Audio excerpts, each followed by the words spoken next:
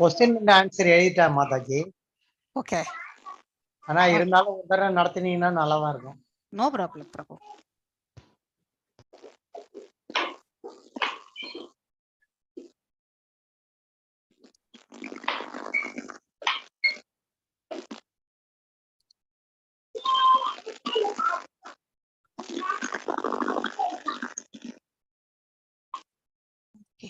இவ்வளவு குறைச்சலா இருக்காங்க அட்டெண்டன்ஸ் புரியலையே.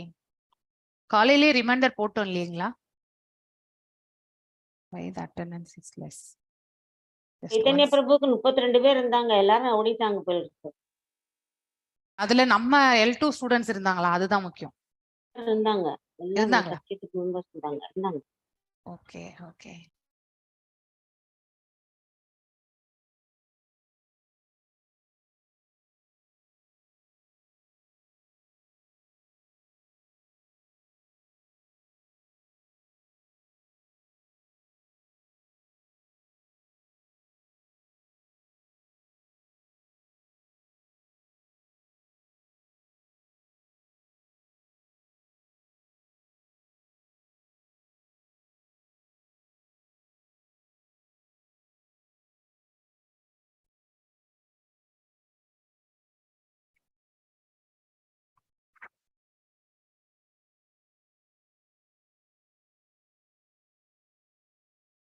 ಸುಷ್ಮಾ ಅದು ಜಿ ಇದು ಪಿ ಒ ಅಂತ ರಿಲೀಸ್ ಮಾಡಕ್ಕೆ ಹೇಳಿದ್ರಪ್ಪ ರಾಜೇಶ್. ಓಕೆ ಮಾ, ಥ್ಯಾಂಕ್ ಯು ಬಾಯ್.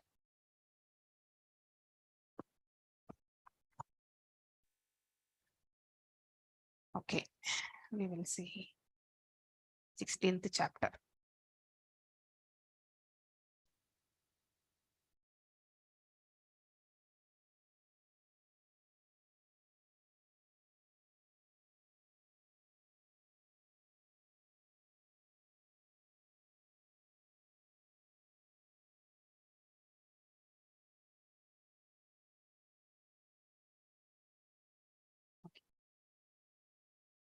நம்ம குரூப்ல யார் யார் இருக்காங்க ஒரு முறை பார்க்கலாம்.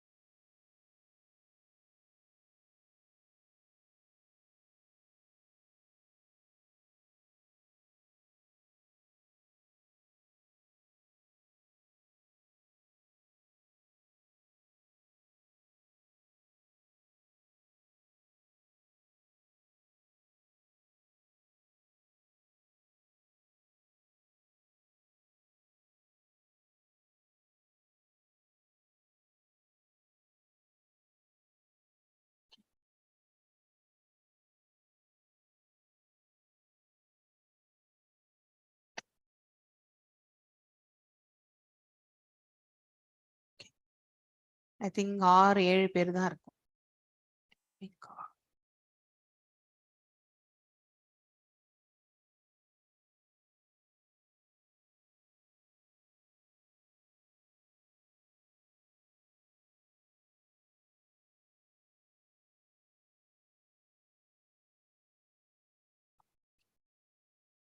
ஸோ 16th சாப்டர்ல உங்களுக்கு என்ன புரிஞ்சது அப்படின்றது ஒரு ஹைலைட்டா யார் அட்டன் பண்ணீங்களோ ஒரு ஹை லெவலா சொல்லலாம்.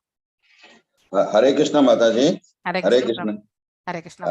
16th வந்து என்னன்னு கேட்டீங்கன்னாக்கா ஒன்னு வந்து ஃபியர்லெஸ்னஸ் மாதாஜி. எஸ் 26 குவாலிட்டிஸ் பார்த்துப்பீங்க, divine qualities. Purification of one's existence, நம்மளோட பியூரிஃபிகேஷன் எப்படி இருக்குன்னு பார்க்கணும். அப்புறம் கல்டிவேஷன் ஆஃப் ஸ்பிரிச்சுவல் நாலேஜ் வந்து நம்ம வந்து இது பண்ணிக்கணும், இன்க்ரீஸ் பண்ணிக்கணும். அப்புறம் இந்த சேரிட்டி பண்ணணும். அப்புறம் நம்மளோட செல்ஃப் கண்ட்ரோலை விடாம ஜாக்கிரதையா பார்த்துக்கணும். அப்புறம் வந்து சாக்ரிஃபைஸ், தியாகம், எந்த இடத்துல தியாகம் பண்ணணுமோ அந்த இடத்துல தியாகம் பண்ணணும். அப்புறம் வேதங்கள் எல்லாம் அத்தியனம் செய்யணும். அப்புறம் அந்த ஆஸ்டாரிட்டி அண்ட் சிம்பிளிசிட்டி, நம்மள வந்து சிம்பிளா இருக்கணும். அப்புறம் இந்த வயலன்ஸே இறங்கக்கூடாது மாதாஜி, நம்ம நான் வயலன்ஸா இருக்கணும் எப்போ பார்த்தாலும். அப்புறம் உண்மையே பேசணும், ட்ரூத்ஃபுல்னஸ். அப்புறம் ஃப்ரீடம், நம்ம வந்து எல்லாத்துலயும் ஃப்ரீயா இருக்கணும். கோபத்தை விட்டுட்டு ரெனியூசியேஷன், அப்புறம் ட்ரான்குலிட்டி அப்படின்னு சொல்லிட்டு அவர்சன் அண்ட் ஃபால்ட் ஃபைண்டிங், ஒருத்தையார் மேல தப்பெல்லாம் கண்டுபிடிக்க கூடாது. அப்புறம் கம்பேஷன் அண்ட் ஃப்ரீ ஃப்ரம் கவர்ட்னஸ், இந்த பொய் சொல்றது, இது போறது, இந்த ஈகோ, இதெல்லாம் விட்டுட்டு நல்லபடியா இருக்கணும்னு சொல்றாரு சுவாமி 16வது அத்தியாயத்துல. Yes correct Prabhu, that's right. So divine qualities எதெல்லாம் வந்து டிவைன் குவாலிட்டிஸா வந்து சொல்லப்பட்டிருக்கு. ஸோ நமக்கிட்ட என்னெல்லாம் இருக்குன்னு நம்ம கூட அதுல அந்த குவாலிஃபிகேஷன்ல என்னென்ன நமக்கு அப்ளிகபிளா வச்சிருக்கோம் அப்படிங்கறத வந்து நாமளும் பார்க்கணும் அதுல, இல்லையா? ஸோ எதெல்லாம் இல்லையோ அதை நம்ம இம்ப்ரூவ் பண்றதுக்கு நம்ம வந்து கண்டிப்பா ஒர்க் பண்ணணும். எல்லாருமே வந்து நம்ம பெர்ஃபெக்ட் கிடையாது, இல்லையா? நமக்கு வந்து குறையுடைய புலன்களோட தான் நாம பிறந்திருக்கோம், இல்லையா? அப்படி இருக்கும்போது எல்லாவற்றிலுமே வந்து முழுமையாக நாம வந்து புரிந்து கொள்ள முடியாது. ஆமா, இதெல்லாம் ஒழுங்கா செஞ்சா நம்ம அடுத்த ஜென்மமே கிடையாது மாதாஜி நம்மளுக்கு, இதெல்லாம் ஒழுங்கா செய்தால். அதுல வந்து தவறு இழைக்காமல் அது எடுத்துட்டு போகிறதா நம்முடைய சாமர்த்தியம் கூட சொல்லலாம், இல்லையா? That is the very important aspect நம்ம வாழ்க்கையில. ஸோ நம்ம being a good person is not a great actually, but maintaining the goodness is very very important, இல்லையா? ஸோ வீடு கூட நம்ம கட்டிடுவோம், ஆனா வீட்டை மெயின்டைன் பண்றது வந்து ரொம்ப ரொம்ப முக்கியமான ஒன்று. ஸோ அழகர் சுவாமி இதுல அது கூட சொல்லிருக்காங்கல்ல மாதாஜி, இதெல்லாம் ஒழுங்கா செய்தா அடுத்த ஜென்மம் இல்லை அப்படின்னு சொல்லிட்டு. எஸ் எஸ், ஒரே நிமிஷம் ஃபேன் ஆன் பண்ணிட்டு வந்துடுறேன்.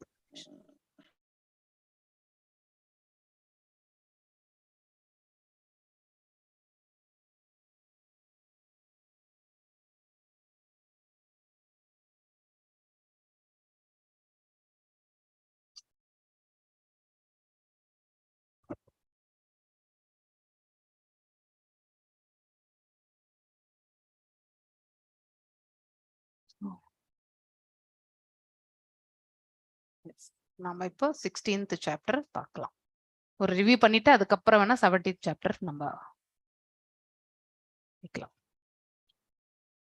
தெய்வ அசுர சம்பந்த விபாக யோகம், இல்லையா? அதுதான் 16th சாப்டர். ஸோ தெய்வீகமான குணங்கள் என்ன, அசுர குணங்கள் என்ன அப்படிங்கிறது எல்லாமே நாம படிக்க போறோம். இதுல நம்ம கிட்ட எவ்வளவு தெய்வீகமான குணங்கள் இருக்கு அப்படிங்கிற எவால்வேஷனும் வந்து ஆக்சுவலி மாற்றம் என்பது நம்ம இடத்துல இருந்து தான் நம்ம வந்து தோற்றுவிக்கணும். அடுத்தவங்க கிட்ட இருந்து நமக்கு மாற்றம் வரணும்னு நம்ம எதிர்பார்க்கவே கூடாது. ஸோ நாம தான் நம்மள வந்து எந்த நிலையில வச்சிருக்கோம் அப்படிங்கிறத பத்தி நாம யோசிக்க வேண்டும். ஸோ நம்மள நாம திருத்திக்கிறதுக்கு தான் நம்ம வந்து முயற்சி செய்ய வேண்டும். அடுத்தவர்களை கண்டிப்பா நம்மளால திருத்தவே முடியாது. இது நம்ம நன்னா புரிஞ்சுக்கணும். ஸோ அவன் மாறிட்டா நல்லா இருக்குமே அப்படிலாம் நம்ம பேசுறதுக்கு தான் அழகா இருக்குமே ஒழிய அடுத்தவர்களை நாம கண்டிப்பாக மாற்றவே முடியாது. நம்ம சொல்லும் பொழுது அவங்களா அதை உணர்ந்து அந்த அப்ளிகேஷனால அவங்க வந்து அதை உணர்ந்து அறிந்து அதுக்கப்புறம் அவங்களே மாற்றிக்கொள்ளணும்ன்ற அந்த மனசு வந்து அவங்களுக்கு வந்ததுன்னா தட் இஸ் கிரேட் ஆக்சுவலி. அது அவங்களால செய்து கொள்ளக்கூடியது, நம்மளால கிடையாது. அதனால முயற்சி என்பது அவங்கள மாத்திடணும் அப்படின்னு நினைக்கிறதெல்லாம் ரொம்ப கஷ்டமான காரியங்கள் தான் இந்த காலகட்டத்துல. 18 இயர்ஸ்க்கு அப்புறம் வந்து ரொம்பவுமே ரிஜிடா தான் ஆயிடுவோம் நம்ம யாருமே. வளைஞ்சு கொடுக்கறது, அடுத்து வந்து அக்செப்டன்ஸ் பண்ணிக்கிறது, நமக்கு பிடிக்கலன்னாலும் அதை ஏற்றுக்கொள்ளக்கூடிய மனப்பக்குவம், இதெல்லாம் வர்றது ரொம்ப சங்கடமான ஒரு செயல்கள் தான். ஆனா அந்த உயிர் வாழி நினைத்தால் கண்டிப்பாக செய்ய முடியும். So the person has to think. மாற்றம் என்பது நம்ம கிட்ட ஏற்படணும்.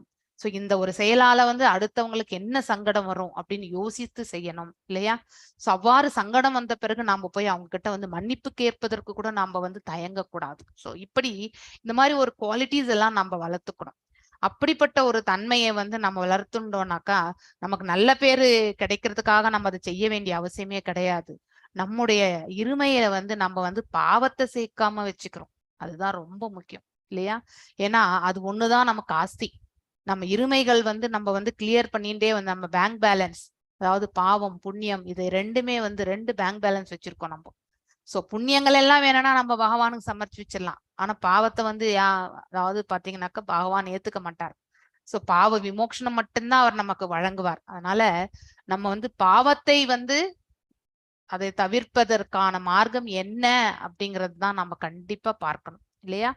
சோ தெய்வ அசுர சம்பந்த விபாக யோகம், அதுதான் நம்ம இந்த இடத்துல படிக்க போறது. அதுக்கு முன்னாடி நம்ம பிரேயர்ஸோட இந்த செஷனை ஸ்டார்ட் பண்ணலாம்.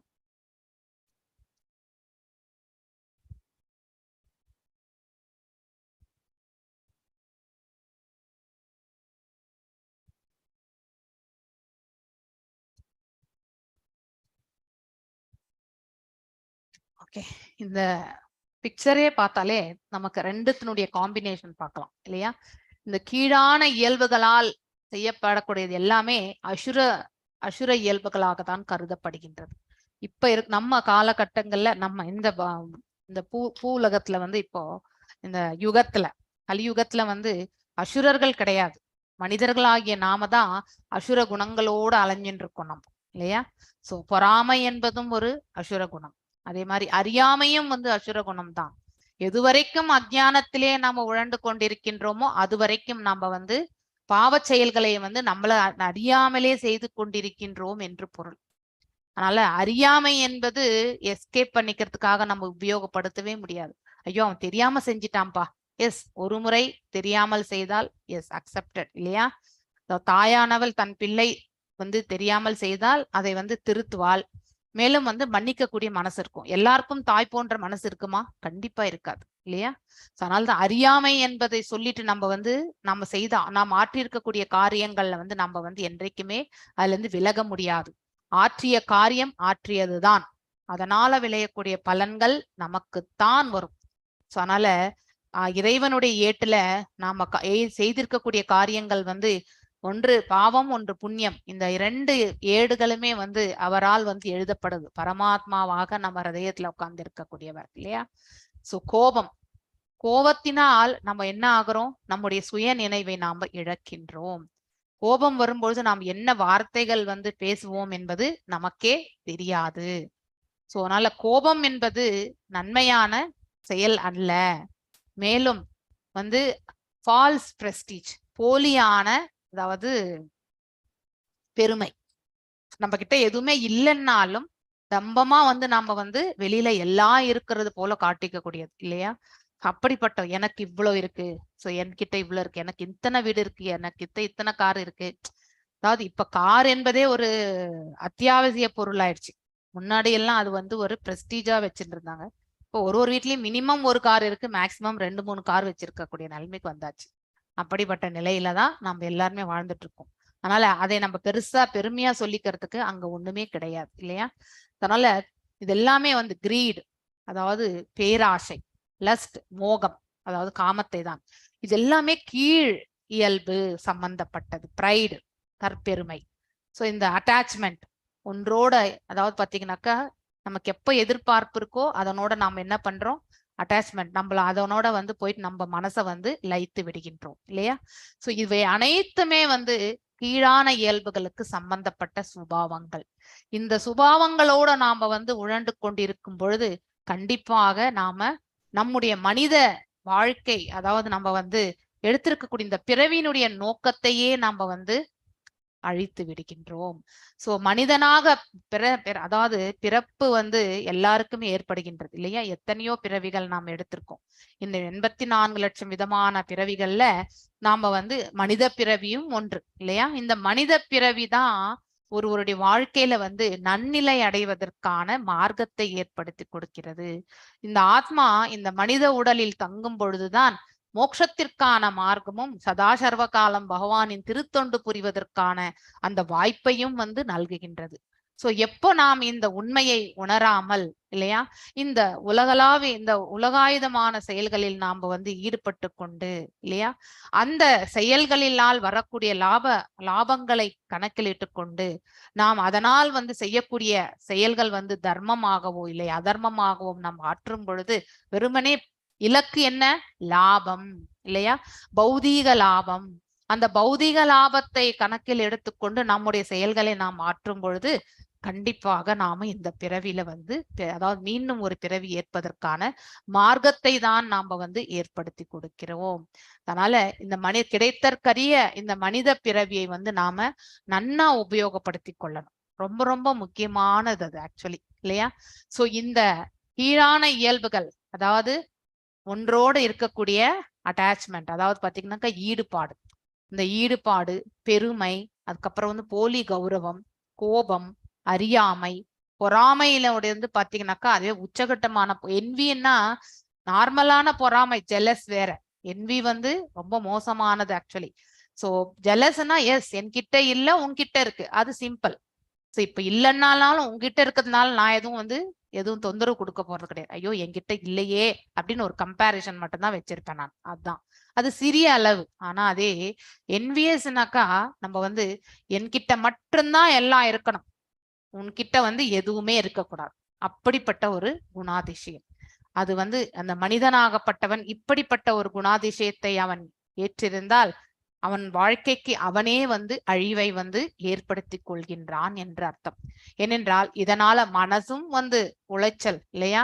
நம்முடைய பொருள் நஷ்டம், மனசுக்கும் கஷ்டம், அதுக்கப்புறம் வந்து ஆரோக்கியத்திற்கும் கேடு, இத்தனை ப்ராப்ளம்ஸுமே வரும். இப்போ பேசிக்காவே ஒருத்தரோட ஒருத்தர் வந்து பாத்தீங்கன்னாக்கா கம்பேர் பண்ணவே கூடாது லைஃப்ல. ஏனென்றால் அவரவர்கள் ஆற்றிய கடமைகளுக்கு, அதாவது அவங்க ஆற்றிருக்கக்கூடிய அதாவது கர்மங்களுக்கு ஏற்றவாறு அவர்களுக்கு ஒரு பலன்கள் வந்து பகவான் கொடுத்திருப்பார் இல்லையா? சோ ஏன் நல்லவங்க எல்லாருமே இப்படி கஷ்டப்படுறாங்கன்ற ஒரு ஃபீலிங், இதை பத்திலாம் நம்ம நிறைய ஆல்ரெடி படிச்சிருக்கோம் இல்லையா? அவருடைய முந்தைய பிறவியில் அவர் ஆற்றியிருக்கக்கூடிய கர்ம பலனத்தை தான் அவர் இப்ப அனுபவிக்கின்றார். இந்த பிறவியில் அவர் நல்லவராக இருக்கலாம், நற்காரியங்கள் செய்யலாம், அதனுடைய பலனை அவர் இன்னும் வரப்போற பிறவியோ இல்லை வந்து மோட்சத்திற்கோ அவருக்கு வந்து மார்க்கம் கிடைக்கலாம். ஆனால் போன பிறவிகளில் செய்த அவருடைய கர்மங்கள் வந்து பாவமாக இருந்தால் அந்த பாவ சுமையை வந்து யார் இறக்குவாங்க? அவங்கதான் இறக்கணும் இல்லையா? அவர்கள்தான் பாவத்தை விதைத்தார்கள், அதை அவங்கதான் வந்து அறுவடையும் செய்ய வேண்டும். அதனால பகவான் யாருடைய பாவ புண்ணியங்களையும் ஏற்பதே கிடையாது. எல்லாம் நம்ம அக்கௌண்ட்ல தான் இருக்கும். நாம புண்ணியங்கள் செய்திருந்தாலும் அதை பகவானுக்கு நாம் அர்ப்பணித்தாலும் அதற்கேற்ற பலன்களை பகவான் நமக்கு கொடுத்துருவார், அதுதான் செய்வார். அவர் யாருடைய பாவ புண்ணியத்தையும் ஏற்றுக்கிறது கிடையாது. மேலும் இந்த பாவங்கள் வந்து அவர் வந்து விலக்குவார். அதாவது நம்ம பக்தி கொண்டால் நம்மளால தாங்க முடிகிற அளவுக்காவது வந்து அவருடைய கருணையை அவர் வந்து நமக்கு கொடுப்பார். இததான் நம்ம வந்து மனசுல வந்து பதிய வச்சுக்கணும். லஸ்ட், காமம், மோகம், இது எல்லாமே வந்து நாம வந்து கீழான செயல்களில் வந்து நம்ம இழுத்து செல்லும். ரெண்டு விதமான இயல்புகள் நமக்கு உண்டு.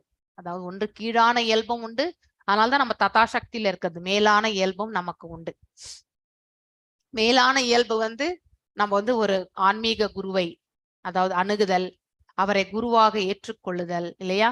அதுக்கப்புறம் வேதங்களை பயிலுதல், அவருடைய அனுகிரகத்தாலையும் அவருடைய வழி நடத்துதாலையும் தவங்களை மேற்கொள்ளுதல், அதாவது உடல் தவம், வாக்கு தவம், மனத்தவம், இதுல நம்மள பியூரிஃபிகேஷன் இல்லையா? ஆத்ம சுத்தியை வந்து காண்பது, அதுக்கப்புறம் வந்து சென்ஸ் கண்ட்ரோல், புலன்களை எல்லாம் கட்டுப்படுத்துதல், புலன்களை வந்து கட்டுப்படுத்துறது வந்து ஞான தளத்திலும் யோக தளத்திலும் செல்லும் பொழுது, அதே பக்தியில செல்லும் பொழுது புலன்கள் எல்லாமே வந்து தூய்மை அடையும், அதாவது பக்குவத்திற்கு வரும்.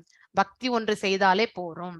மேலும் ஸ்பிரிச்சுவல் நாலேஜ், அதாவது ஆன்மீகத்து சம்பந்தப்பட்ட அந்த ஞானத்தை, மெய்ஞானத்தை பற்றியும் நாம யார் என்பதை பற்றியும் நமக்கும் அவருக்கும் இருக்கக்கூடிய சம்பந்தத்தை பற்றியும் நம்மளால தெரிந்து கொள்ள முடியும். சோ அத்தனை செயல்களுமே ஒரு உயிர் வாழிடத்தில் இருக்கக்கூடிய மேன்மையான குணம், அதாவது மேன்மையான இயல்பால் வந்து அதாவது பாத்தீங்கன்னாக்கா அபிவிருத்தி ஆகக்கூடிய செயல்கள். கீழே சொல்லி இருக்கிறது எல்லாமே வந்து கீழான இயல்புகளால் வந்து செய்யக்கூடிய செயல்கள் அப்படிங்கறத வந்து நாம புரிந்து கொள்ள வேண்டும். இதுக்கு முன்னாடி அதுக்கு முன்னாடி நம்ம வந்து ஸ்ரீ ராதா கோவிந்தா டிடிஸ்க்கு நம்மளுடைய பணிவான நமஸ்காரங்களை தெரிவிச்சுட்டு நம்ம இந்த செஷனுக்கு போறதுக்கு முன்னாடி பிரேயர்ஸ் சொல்லிட்டு நம்ம போகலாம். ஓம் நமோ பகவதே வாசுதேவாய, ஓம் நமோ பகவதே வாசுதேவாய, ஓம் நமோ பகவதே வாசுதேவாய.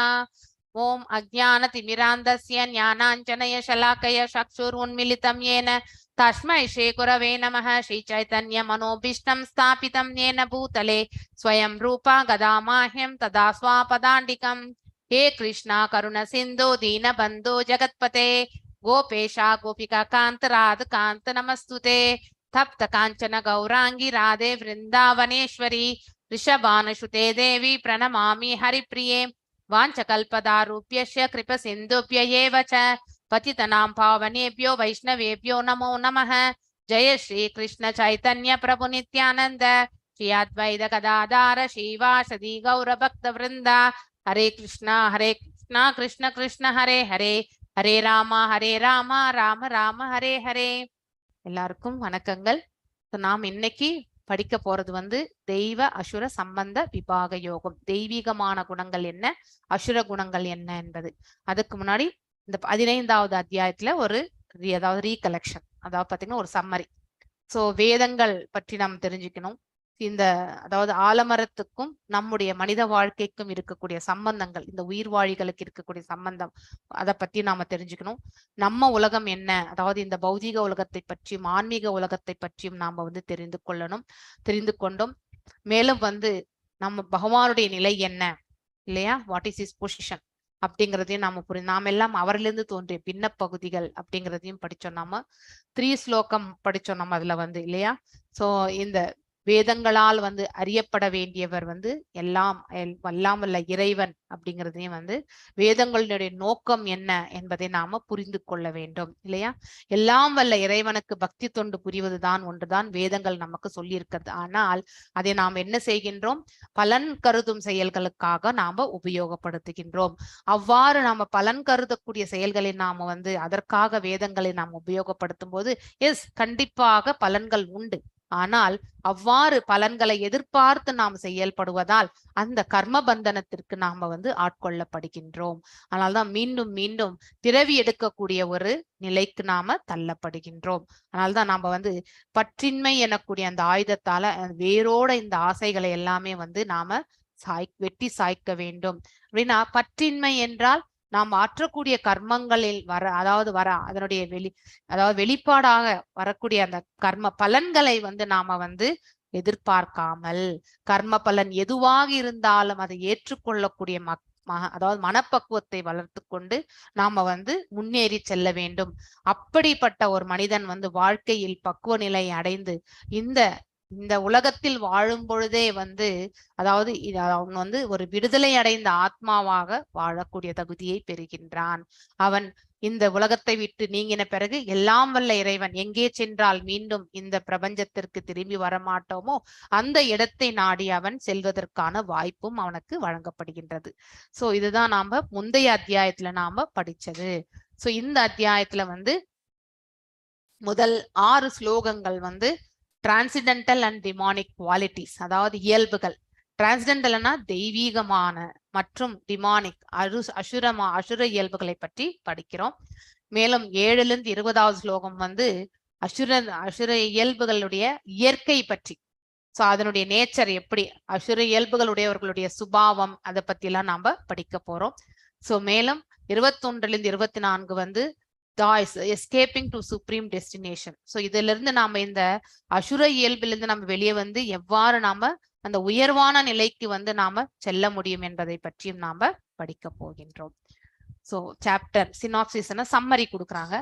ஸோ 15வது சாப்டர்ல நம்ம வந்து ஆலமரத்துக்கு ஒப்பிட்டோம் இந்த இந்த பௌதிக வாழ்க்கை முறையை. ஸோ 3 குணங்களால் வந்து அந்த ஆலமரம் வந்து பாத்தீங்கன்னாக்கா தழை தோங்குகின்ற அதே மாதிரிதான் ஒரு உயிர் வாழினுடைய வாழ்க்கை கூட இந்த இயற்கையினுடைய 3 குணங்களால வந்து பாத்தீங்கன்னாக்கா வளர்கின்றது. ஸோ அதாவது மேலும் both nourish both the upper auspicious divine branches of tree and the lower demonic. கீழா இருக்கக்கூடிய அந்த மரத்தினுடைய விழுதுகள் மற்றும் வந்து கிளைகள் எல்லாமே வந்து அசுரத்தன்மைக்கு வந்து ஏன்னா திரும்பி வரக்கூடிய அந்த நிலைக்கு தான் அந்த உயிர் வாழி தள்ளப்படுகின்றான். ஏனென்றால் பலன் கருதும் செயல்கள் மற்றும் புலநுகர்ச்சி செயல்களில் ஈடுபடுபவர்கள் எல்லாருமே இந்த புவிக்கு வந்து மீண்டும் வருவதற்கான மார்க்கத்தை அவர்கள் ஏற்படுத்தி கொடுக்கிறார். அதே வந்து அந்த மரத்தினுடைய மெயின் பிரான்ச்ல வந்து பாத்தீங்கன்னா ஸ்ட்ரெயிட்டா போகும்பொழுது அது பிரம்ம உலகத்திற்கு மேல இருக்கக்கூடிய அதாவது விரிஜாரிவரை தாண்டி ஆன்மீக உலகத்திற்கு செல்வதற்கான மார்க்கத்தை வந்து அவர்கள் அடைகிறார்கள். இதை தான் நாம படிச்சோம். Extra roots of banyan tree were also compared to the activities of the living entities, some auspicious and some inauspicious. அதாவது தர்மம் மற்றும் அதர்மம் கலந்த வாழ்க்கை தான் நாம வந்து இங்க செய்யறது இல்லையா. நம்ம கண்களுக்கு அது தர்மமாக தெரியும். ஆனால் பொதுவான ஒரு இதுல நிலையிலிருந்து பார்க்கும் பொழுது நாம எந்த அளவுக்கு தர்மத்தை பரிபாலித்திருக்கிறோம், எந்த அளவுக்கு அடுத்தவங்களுக்கு நம்ம சங்கடத்தை உண்டு பண்ணியிருக்கின்றோம் என்பது எல்லாமே இறைவன் கணக்குல இருந்து தான் பார்ப்பாங்க. ஆக்சுவலி 16வது சாப்டர்ல வந்து தெய்வீகமான இயல்புகள் that elevate one on the tree and leads ultimately liberation. So இந்த தெய்வீகமான இயல்புகளால நாம வந்து இந்த பிரம்ம உலகத்தை தாண்டி இந்த விரிஜாரிவரை தாண்டி வைகுண்டம் கோலோகத்துக்கு செல்வதற்கான மார்க்கத்தை நமக்கு ஏற்படுத்தி கொடுக்கின்றது. மேலும் இந்த அசுர இயல்புகள் அந்த mentality which drives one to the lower, அது கீழவே நரக உலகங்களுக்கும் இல்லை என்றால் இந்த புவி உலகத்திற்கும் மீண்டும் வருவதற்கான மார்க்கத்தை வந்து அது நமக்கு ஏற்படுத்தி கொடுக்கிறது. சோ இப்ப நாம பார்க்க போகிறோம் 26 அதாவது தெய்வீகமான இயல்புகளை பற்றி நாம படிக்க போறோம். So qualities that elevate one on the banyan tree ultimately lead to, அது வந்து முக்திக்கான மார்க்கத்தை நமக்கு ஏற்படுத்தி கொள்கின்றது. எஸ் சித்ரலேகா மாதாஜி வாசிக்கிறீங்களா? எஸ் வாசிங்க. இந்த 3 ஸ்லோகங்கள் வந்து நமக்கு வந்து 26 இயல்புகளை எடுத்துரைக்கின்றது. பகவானுவாச்ச அபயம் சத்வ சம்சுப்திர் ஞான யோக வியவஸ்திதிஹி தானம் தமஸ்த யஞ்ஞஸ்ச ஸ்வாத்யாயஸ்தப ஆர்ஜவம் அஹிம்சா சத்யம் அக்ரோதஸ் தியாக சாந்திர் அவைஷுனம் தயாவூதேஷ் ஆலோலுப்தம் மார்த்தவம் அசபலம் தேஜ ஷமா த்ரிதிஹி தௌஷம் அத்ரோஹாநாதிமானிதா பவந்தி சம்பதம் தெய்வீம் அபிஜாஸ்ய பாரத. ஹரே கிருஷ்ணா மாதா. ஹரே கிருஷ்ணா. சோ 26 இயல்புகளை வந்து இந்த 3 ஸ்லோகத்திலே வந்து சொல்லப்பட்டிருக்கு. ஃபியர்லெஸ்னஸ், எப்ப நமக்கு பயமில்லாத தன்மை இருக்கும்? சோ நமக்கு எப்ப பயம் வராது சொல்லுங்க? நம்ம எப்ப நேர்மையா இருக்கும் பொழுது இல்லையா? சோ நம்ம ஏதாவது தவறு இழைத்தால் தான் நமக்கு பயம் வரும். ஆனா அந்த மாதிரி ஒரு இது. சோ மேலும் வந்து இந்த பிரபஞ்சத்துல வந்து நம்ம எல்லாம் வல்ல இறைவன் தான் நம்மளை ரட்சிக்கின்றார் இல்லையா? அப்படிங்கிற அந்த உண்மையை நாம வந்து மனசளவுல ஏற்றுக்கொள்கின்றோம். சோ அனைத்தையுமே அவரை சார்ந்து நாம நம்முடைய காரியங்களை ஆற்றும் பொழுது யாரு நம்ம அப்பா அம்மா இருக்கும்போது சிறு பிராயத்துல கூட நம்ம அப்பா அம்மா நமக்கு பாத்துக்குவாங்க அப்படிங்கிற ஒரு டிபெண்டன்சி இருந்தது இல்லையா? சோ நம்முடைய டிபெண்டன்சி நாம யாரை சார்ந்து இருக்கின்றோம் இப்ப இந்த காலகட்டத்துல வரும்பொழுது இந்த ஏஜுக்கு வந்த பிறகு இல்லையா 30 வயசு 40 வயசு 50 வயசு எல்லாம் வரும்பொழுது நாம வந்து நாமளே ஒரு குடும்பத்தை வந்து நடத்தி கொண்டிருக்கக்கூடிய நிலையில தான் இருப்போம். சோ அப்படிப்பட்ட நிலையில வந்து நாம இன்னமும் தாய் தந்தை மீது நம்ம வந்து அறியா பருவத்துல நம்ம வந்து தாய் தந்தை மீதுதான் நம்ம வந்து ஏன்னா முதலில் அவர்களை தான் நாம் காண்கின்றோம். கடவுளை வந்து அந்த ரூபத்தில் நாம பார்க்கின்றோம் இல்லையா? சோ அவர்கள் மீது சார்ந்து இருக்கின்றோம். ஒரு வயது வந்த பிறகு நாமளே ஒரு பொறுப்புள்ள ஒரு நிலையில் வந்து வகிக்கும் பொழுது நம்மளை சார்ந்து சில பேர் இருக்கும்பொழுது நம்ம குடும்பம் இல்லையா உற்றார் உறவினர் எல்லாம் இருக்கும் பொழுது அப்ப நாம வந்து நம்முடைய தாய் தந்தையை வந்து நாம சார்ந்து இருக்க மாட்டோம் இல்லையா? சோ அப்போ நமக்கு உண்மை என்னவென்று நமக்கு விளங்கக்கூடிய ஒரு நிலை ஏற்படுகின்றது. சோ நாம யாரு, நம்ம யாருனால இங்க வந்திருக்கோம் இல்லையா? சோ நம்முடைய வாழ்க்கை நிலை என்ன, சோ நாம் யாரை சார்ந்து இருக்க வேண்டும் அப்படிங்கறது எல்லாமே நாம அறியக்கூடிய காலகட்டத்தில் இருக்கும் பொழுது, எல்லாம் வல்ல இறைவன் தான் இந்த பிரபஞ்சத்தை படைத்தார். அவரிருந்து தோன்றிய பின்ன பகுதிகள் தான் நாம் எந்த காரியத்தை செய்தாலும் அவருடைய கருணை இல்லாமல் நம்மளால் அதை செவ்வனே செய்ய முடியாது அப்படிங்கிறத ஆழ் மனசுல நம்ம உறுதியா எடுத்துட்டோம்னாக்கா கண்டிப்பா ஒவ்வொரு காரியத்தையுமே நமக்குன்னு விதிக்கப்பட்ட கடமையாக இருக்கும் பட்சத்துல அந்த காரியங்கள் அனைத்துமே நாம தைரியமாக எடுத்து செல்ல முடியும். ஏனென்றால் அதுல நாணயத்தை நாம ஏற்றிருப்போம். we will become pious இல்லையா? அதாவது நம்ம ஒரு தர்மத்தை பரிபாலிப்பவர்களாக இருப்போம். கடவுள் நம்பிக்கை இருக்கக்கூடிய ஒவ்வொருத்தருமே அவர்கள் ஆற்றக்கூடிய காரியங்களில் எப்பொழுதுமே பக்குவத்தை ஏற்படுத்தணும்னு நினைப்பாங்க இல்லையா? அப்போ அந்த பக்குவமான முறையில் அவர் ஆற்றணும்னா அவர் மனசு எந்த விதமான சஞ்சலமற்ற நிலையில இருக்கணும். பயம் இருந்தாதான் நமக்கு சஞ்சலம் வரும் இல்லையா? இது எப்படி ஆயிடுமோ என்ன ஆயிடுமோ அப்படின்லாம் நம்ம யோசிக்க ஆரம்பிப்போம். ஆனால் எல்லாம் வல்ல இறைவன் மீது ஸ்ட்ராங் கன்விக்ஷன் இல்லையா? அதாவது நம்முடைய சமர்ப்பணத்தை அவரிடத்துல பூரணமாக செய்திருந்தால் இல்லையா, அனுகூல்யஸ்ய சங்கல்பம் இல்லையா, அதே மாதிரி பிரதிகூல்யஸ்ய வர்ஜிதம். அதாவது எதெல்லாம் பகவானுக்கு ஃபேவரபிளா இருக்கோ அதை மட்டும்தான் நம்ம ஆற்றுவோம் இல்லையா?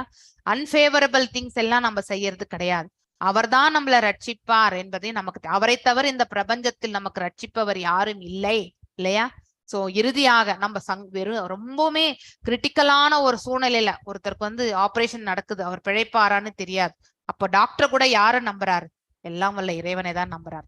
அவருடைய தயவு இருந்தால் இவர் பிழைக்கலாம். நம்முடைய எஃபர்ட், நம்முடைய பிரயத்தனத்தை நம்ம போடுவோம், அதற்கு மேல ஆண்டவனுடைய அருள் இல்லையா? அப்படிங்கிற அந்த உறுதியான, அது சும்மா வாயில உதட்டளவுல பேசுறது கிடையாது, ஆழ் மனசில் இருந்து வரணும். அப்படிப்பட்ட ஒரு மனப்பக்குவத்தை உடையவர்கள் எந்த ஒரு தனக்குன்னு விதிக்கப்பட்ட கடமையாக இருந்தால் அந்த செயலை ஆற்றுவதற்கு அவர்கள் பயப்படவே மாட்டார்கள். அதனுடைய விளைவு அவர்களுக்கே பாதகமாக கூட இருக்கலாம். ஏனென்றால் அது அவர்களுடைய கர்ம பலன் இல்லையா? சோ விளைவுகளை பற்றி அவர்கள் யோசிக்க மாட்டார்கள். அது நம்முடைய கடமையாக இருக்கும் பட்சத்தில் இல்லையா? சோ அதுதான் ஃபியர்லெஸ்னஸ் சொல்றது ஆக்சுவலி. மேலும் தூய்மை, பியூரிஃபிகேஷன் ஆஃப் ஒன்ஸ் எக்ஸிஸ்டன்ஸ், தன்னுடைய இருப்பை தூய்மைப்படுத்தி கொள்ளுதல் இல்லையா? இருப்பை எவ்வாறு நாம தூய்மைப்படுத்தி கொள்ள முடியும்? அதாவது அச்சமின்மை, அதுதான் ஃபியர்லெஸ்னஸ். தனது நிலையை தூய்மைப்படுத்துதல், ஆத்ம நிலையை நாம தூய்மைப்படுத்துதல். நம்ம முதல் ஸ்லைட்ல பார்த்தோம் இல்லையா? இந்த ஸ்லைட்ல பொறாமையற்ற நிலை, அதுலயும் இன்னும் உச்சகட்டமா இருக்கக்கூடிய இந்த பொறாமை இல்லாம கோபத்தை தவிர்த்தல், அடுத்து இந்த போலி அதாவது பெருமையெல்லாம் விட்டுறது, பிரஸ்டீஜ், அடுத்து தற்பெருமையை விடுறது, ஒன்றின் மீது பௌதிகத்தின் மீது இருக்கக்கூடிய பற்றுதலை நாம விளக்குறது, அறியாமையிலிருந்து ஒவ்வொரு உயிர் வாழியுமே முயற்சி செய்யணும். அதாவது ஞானத்தின் தரப்பை நாம பற்ற வேண்டும் என்ற முயற்சி ஒவ்வொரு உயிர் வாழிகிட்ட இருந்தும் வரணும். அதுதான் அவனை பக்குவமான நிலைக்கு எடுத்து செல்லும். அவனுடைய 1% முயற்சி பகவானுடைய 10% அருள் வரும். அந்த மாதிரி நாம ஆற்றக்கூடிய காரியங்கள் நாம பக்குவத்தை பெறணும்னா எப்பவுமே அறியாமையிலே உழண்டு கொண்டிருக்க கூடாது. அறியாமையிலிருந்து விலகி நாம ஞானதலத்தை நோக்கி நாம செல்ல வேண்டும் இல்லையா? மோகத்தையும் அடுத்து அதாவது பேராசையும் நாம விடணும். சோ இந்த இயல்புகளை எல்லாம் நாம கண்டிப்பாக விடணும். சோ அதுதான் ஒரு இருப்பை தூய்மைப்படுத்தும். இல்லைன்னா அந்த குவாலிட்டிஸ், அந்த இயல்புகளால், அந்த கீழான இயல்புகளால் நாம மனசுல என்ன ஆகும்னாக்கா கலங்கத்தை உண்டு பண்ணுகின்றோம் இல்லையா? தூய்மையற்ற நிலையை நாம ஆத்மாவுக்கு வழங்குகின்றோம். அதனால என்ன பண்ணும் இந்த ஆத்மா? அதாவது தவறான செயல்களுக்கு அது புத்தியை இயக்கி விட்டுடும். சோ புத்தி என்ன பண்ணும்? மனசை இயக்கும். மனது என்ன பண்ணும்? இந்த புலன்களை இயக்கி நம்மள படுகுழியில தள்ளி விட்டுடும். அதனால்தான் ஆத்மா அதாவது ஆத்மா சுத்திகரிப்பு என்பது மிக மிக முக்கியமான செயல். ஓகே. மேலும் ஆன்மீக ஞானத்தை விருத்தி செய்து கொள்ளுதல் அது ரொம்ப முக்கியம். இல்லைன்னா நம்ம அஜ்ஞானத்திலேயே விழுந்து கிடப்போம் இல்லையா? அஜ்ஞானம் என்பது இக்னரன்ஸ் நமக்கு அறியாதவன் செய்தது என்று சிறு பிராயத்துல வேணா ஒத்துக்குவாங்களே தவிர நம்மள மாதிரி அதாவது ஏஜ்டு பீப்புளோ இல்ல மிடில் ஏஜ்ல இருக்கிறவங்களுக்கும் கண்டிப்பா யாருமே ஏற்றுக்கொள்ள மாட்டாங்க. தெரியாம செய்துட்டான்ப்பா விட்டுருப்பான்னு சொன்னா கூட யாருமே ஒத்துக்க மாட்டாங்க. அதனால அறியாமை எனக்கூடிய அந்த சப்தம் வந்து வரப்பிரசாதமா எடுத்துக்க கூடாது. அது நமக்கு வாழ்க்கைக்கு வந்து கீழான இடத்திற்கு நம்மள தள்ளி விட்டுடும். அதனால்தான் அறியாமையில் என்றைக்குமே இருக்கணும்னு நினைக்க கூடாது. ஞானதலத்தை நோக்கி நம்முடைய பிரயாணத்தை நாம கண்டிப்பாக மேற்கொள்ள வேண்டும் இல்லையா? அதற்கு பக்தி என்பது நமக்கு மிக மிக முக்கியம். ஞானதலத்தை நாம் அபிவிருத்தி செய்து கொள்ளணும்னாக்கா இறைவன் பால் இருக்கக்கூடிய பக்தியை நாம பெருக்கி கொண்டோம் என்றால் உள்ளுக்குள்ள இருந்து பகவானே இல்லையா சைத்த குருவாக இருந்து கொண்டு நமக்கு வந்து எல்லாம் வல்ல இறைவன் நமக்கு வழி நடத்துவார், ஞானத்தை வந்து கொடுப்பார் என்பதை நாம புரிந்து கொள்ள வேண்டும். மேலும் தானம் அடுத்தவர்களுக்கு கொடுக்கக்கூடியது இல்லையா? இல்லாதவர்களுக்கு அவர்கள் நமக்கு வந்து அவர்கள் நல்லா இருக்கட்டும் நினைச்சுண்டு இல்லையா தானத்தை வந்து கொடுக்கறது. அவங்களுக்கு அது அத்தியாவசியமா இருக்கும். அதை கேட்டறிந்து அவர்களுக்கு நம்ம இப்ப தானம் கூட நம்ம வந்து 3 விதமான குணாதிசயங்களுடைய தானத்தை பற்றி நம்ம அடுத்த சாப்டர்ல படிப்போம் இல்லையா? சத்துவகுணத்துல கொடுக்கக்கூடிய தானம் எப்படி, ரஜோகுணத்தில் வழங்கப்படக்கூடிய தானம் எப்படிப்பட்டது, அதே மாதிரி தாம்சிக் குணத்திலிருந்து அதாவது செய்யக்கூடிய தானம் எப்படிப்பட்டது என்பதை எல்லாம் வந்து நாம கண்டிப்பா படிப்போம் அடுத்த சாப்டர்ல வந்து.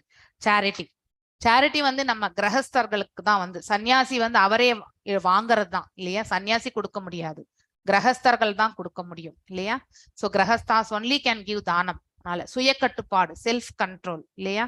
சோ நம்ம நெக்டர் ஆஃப் இன்ஸ்ட்ரக்ஷன் படிக்க போறோம். உபதேசாமிரதத்துல முதல் ஸ்லோகம் வாச்சோ வேகம், மனசா குரோத வேகம், ஜீவோ வேகம் அப்படின்னு சொல்லிட்டு உதரோபிரஸ்த வேகம், இதெல்லாம் நம்ம வந்து படிக்கத்தான் போறோம். அதாவது மனசை கட்டுப்படுத்தணும், புலன்களை கட்டுப்படுத்தணும் இல்லையா? அதே மாதிரி வார்த்தைகளை ஃபர்ஸ்ட் வந்து கண்ட்ரோல் டு ஸ்பீச் இல்லையா? அதாவது urge to control the speech, அது ரொம்ப முக்கியம். இந்த வார்த்தை தான் ரொம்பவுமே, அதாவது ஒரு மனுஷனை வந்து, அதாவது அஹிம்சை என்பது வார்த்தையிலும் நம்ம வந்து பரிபாலிக்கணும் இல்லையா?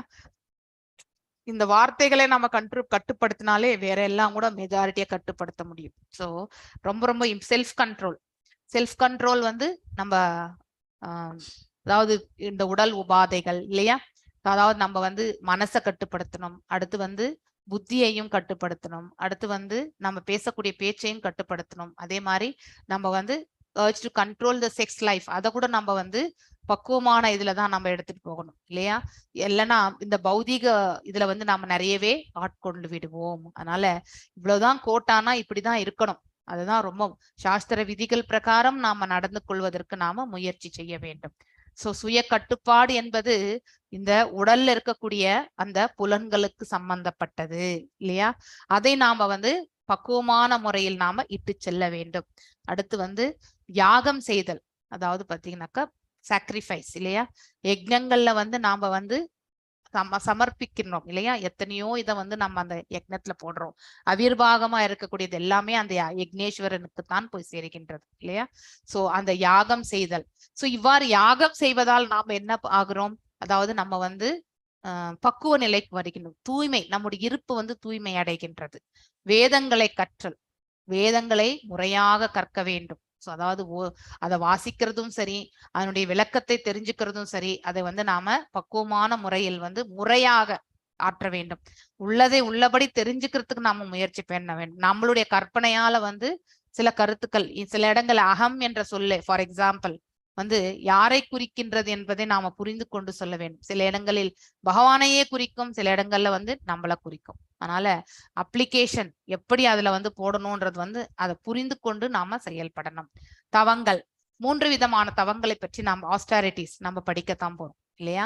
அதாவது உடல் தவம், வாக்கு தவம், மனத்தவம். அடுத்த சாப்டர்ல அது இன்னும் டீட்டெயிலா இந்த உடல் தவம், வாக்குத்தவம், மனத்தவம் சத்துவகுணத்தில் இருந்தால் எப்படி செய்வார்கள், ரஜோகுணத்தில் இருந்தால் எப்படி ஆற்றுவார்கள், தாம்சிக் இயல்பில் இருந்தால் எப்படி செயல்படுவார்கள் என்பதை பற்றி எல்லாம் நாம அதை பற்றி தெரிந்து கொள்ள போகின்றோம். அஹிம்சை என்பது அடுத்தவர்களை வந்து நாம வந்து துன்புறுத்தாமல் இருத்தல் இல்லையா? அது எந்த ஜீவனானா இருக்கட்டும், ஒன்று பிசிக்கலியும் சரி மென்டலியும் சரி இல்லையா? அதாவது சில பேர் வந்து வார்த்தையிலேயே கொன்னுடுவாங்க, அவங்க வந்து அடிக்க வேண்டிய அவசியமே இல்லை. ஒரு அடி அடிச்சா கூட நம்ம வாங்கிடலாம், ஆனா அந்த வார்த்தையை வந்து ஏற்றுக்கொள்ள முடியாதுன்னு சொல்லுவோம் இல்லையா? அவ்வளவு ஷார்ப்பான ஒரு வார்த்தைகள். சோ அதுவும் வந்து இம்சை தான். சோ அஹிம்சை என்பது நம்ம உடல் மற்றும் மன ரீதியாக கூட நம்ம வந்து இம்சையை வந்து யாருக்கும் வந்து வழங்கக்கூடாது. சோ வாய்மை, அதாவது நம்ம பேசக்கூடிய வார்த்தைகள் வந்து உண்மை இருக்கணும். சோ அந்த வார்த்தைகள் நம்ம சொல்லக்கூடியது அனைத்துமே வந்து கரெக்ட், ட்ரூத்ஃபுல்னஸா இருக்கணும். அடுத்தவர்களுக்கு நம்ம மீது வந்து நம்முடைய நாணயத்தின் மீது அவங்களுக்கு டவுட்டே வரக்கூடாது இல்லையா? அவர் சொன்னாரு, அவர் கரெக்டா தான் சொல்லியிருப்பார். எஸ், அப்படிப்பட்ட ஒரு இது அந்த நாணயத்தை நம்ம வந்து மெயின்டைன் பண்ணிக்கணும். கோபத்திலிருந்து விடுபட்ட தன்மை. ஸோ கோபம் வந்து எதனால் வருகின்றது என்றால் பேசிக்கலி ரஜோகுணத்தில் இருக்கிறவங்களுக்கு தான் வரும் இந்த கோபமே பேசிக்கா. ஸோ ரஜோகுணம் நம்ம கிட்ட இருக்குன்னா கண்டிப்பா கோபம் இருக்கிறவங்களாலுமே ஹையஸ்ட் குவாலிட்டி ரஜோகுணம் இருக்குன்னு நம்ம தெரிஞ்சுக்கணும். ஸோ கோபத்திலிருந்து விடுபட்ட தன்மை. ஸோ சாந்த தன்மை, இந்த அதாவது சத்துவ குணத்துல இருக்கிறவங்களுக்கு வந்து கோபம் என்பது வெரி வெரி ரேர்லி. அது எதுக்கு அவங்க கோபப்படலாம்னாக்கா ஒரு பக்தரையோ வந்து இல்லை பகவானையோ இழிவுபடுத்தும் பொழுது அந்த கோபத்தை அவர்கள் உபயோகப்படுத்தலாம். அதை தவிர்த்து வேற எந்த இடத்துலயுமே வந்து கோபத்தை நாம உபயோகப்படுத்த வேண்டிய அவசியமே கிடையாது. ஜகாய் மதாய் வந்து நித்யானந்த பிரபு வந்து துன்புறுத்தினார்கள். சோ சைத்தன்ய மகாபிரபு வந்து கருணாமூர்த்தி. அவர் யாருக்குமே அவர் வந்து அதாவது அந்த மாதிரி சங்கடத்தை எல்லாம் கொடுத்ததே கிடையாது. ஆனாலும் அவர் கோபப்பட்டாராம். கோபப்பட்டு ஜகாய் மதையை வந்து அழித்திடணும்னு நினைச்சாராம் அவர் வந்து. சோ அப்படி பகவான் எப்பொழுதுமே தன்னை யாராவது இழிவுபடுத்தினாலும் பகவான் வந்து பொறுத்து கொள்வாராம். ஆனால் தன்னுடைய பக்தர்களை இழிவுபடுத்தினால் அவர் என்றைக்குமே பொறுத்து கொள்ள மாட்டார்.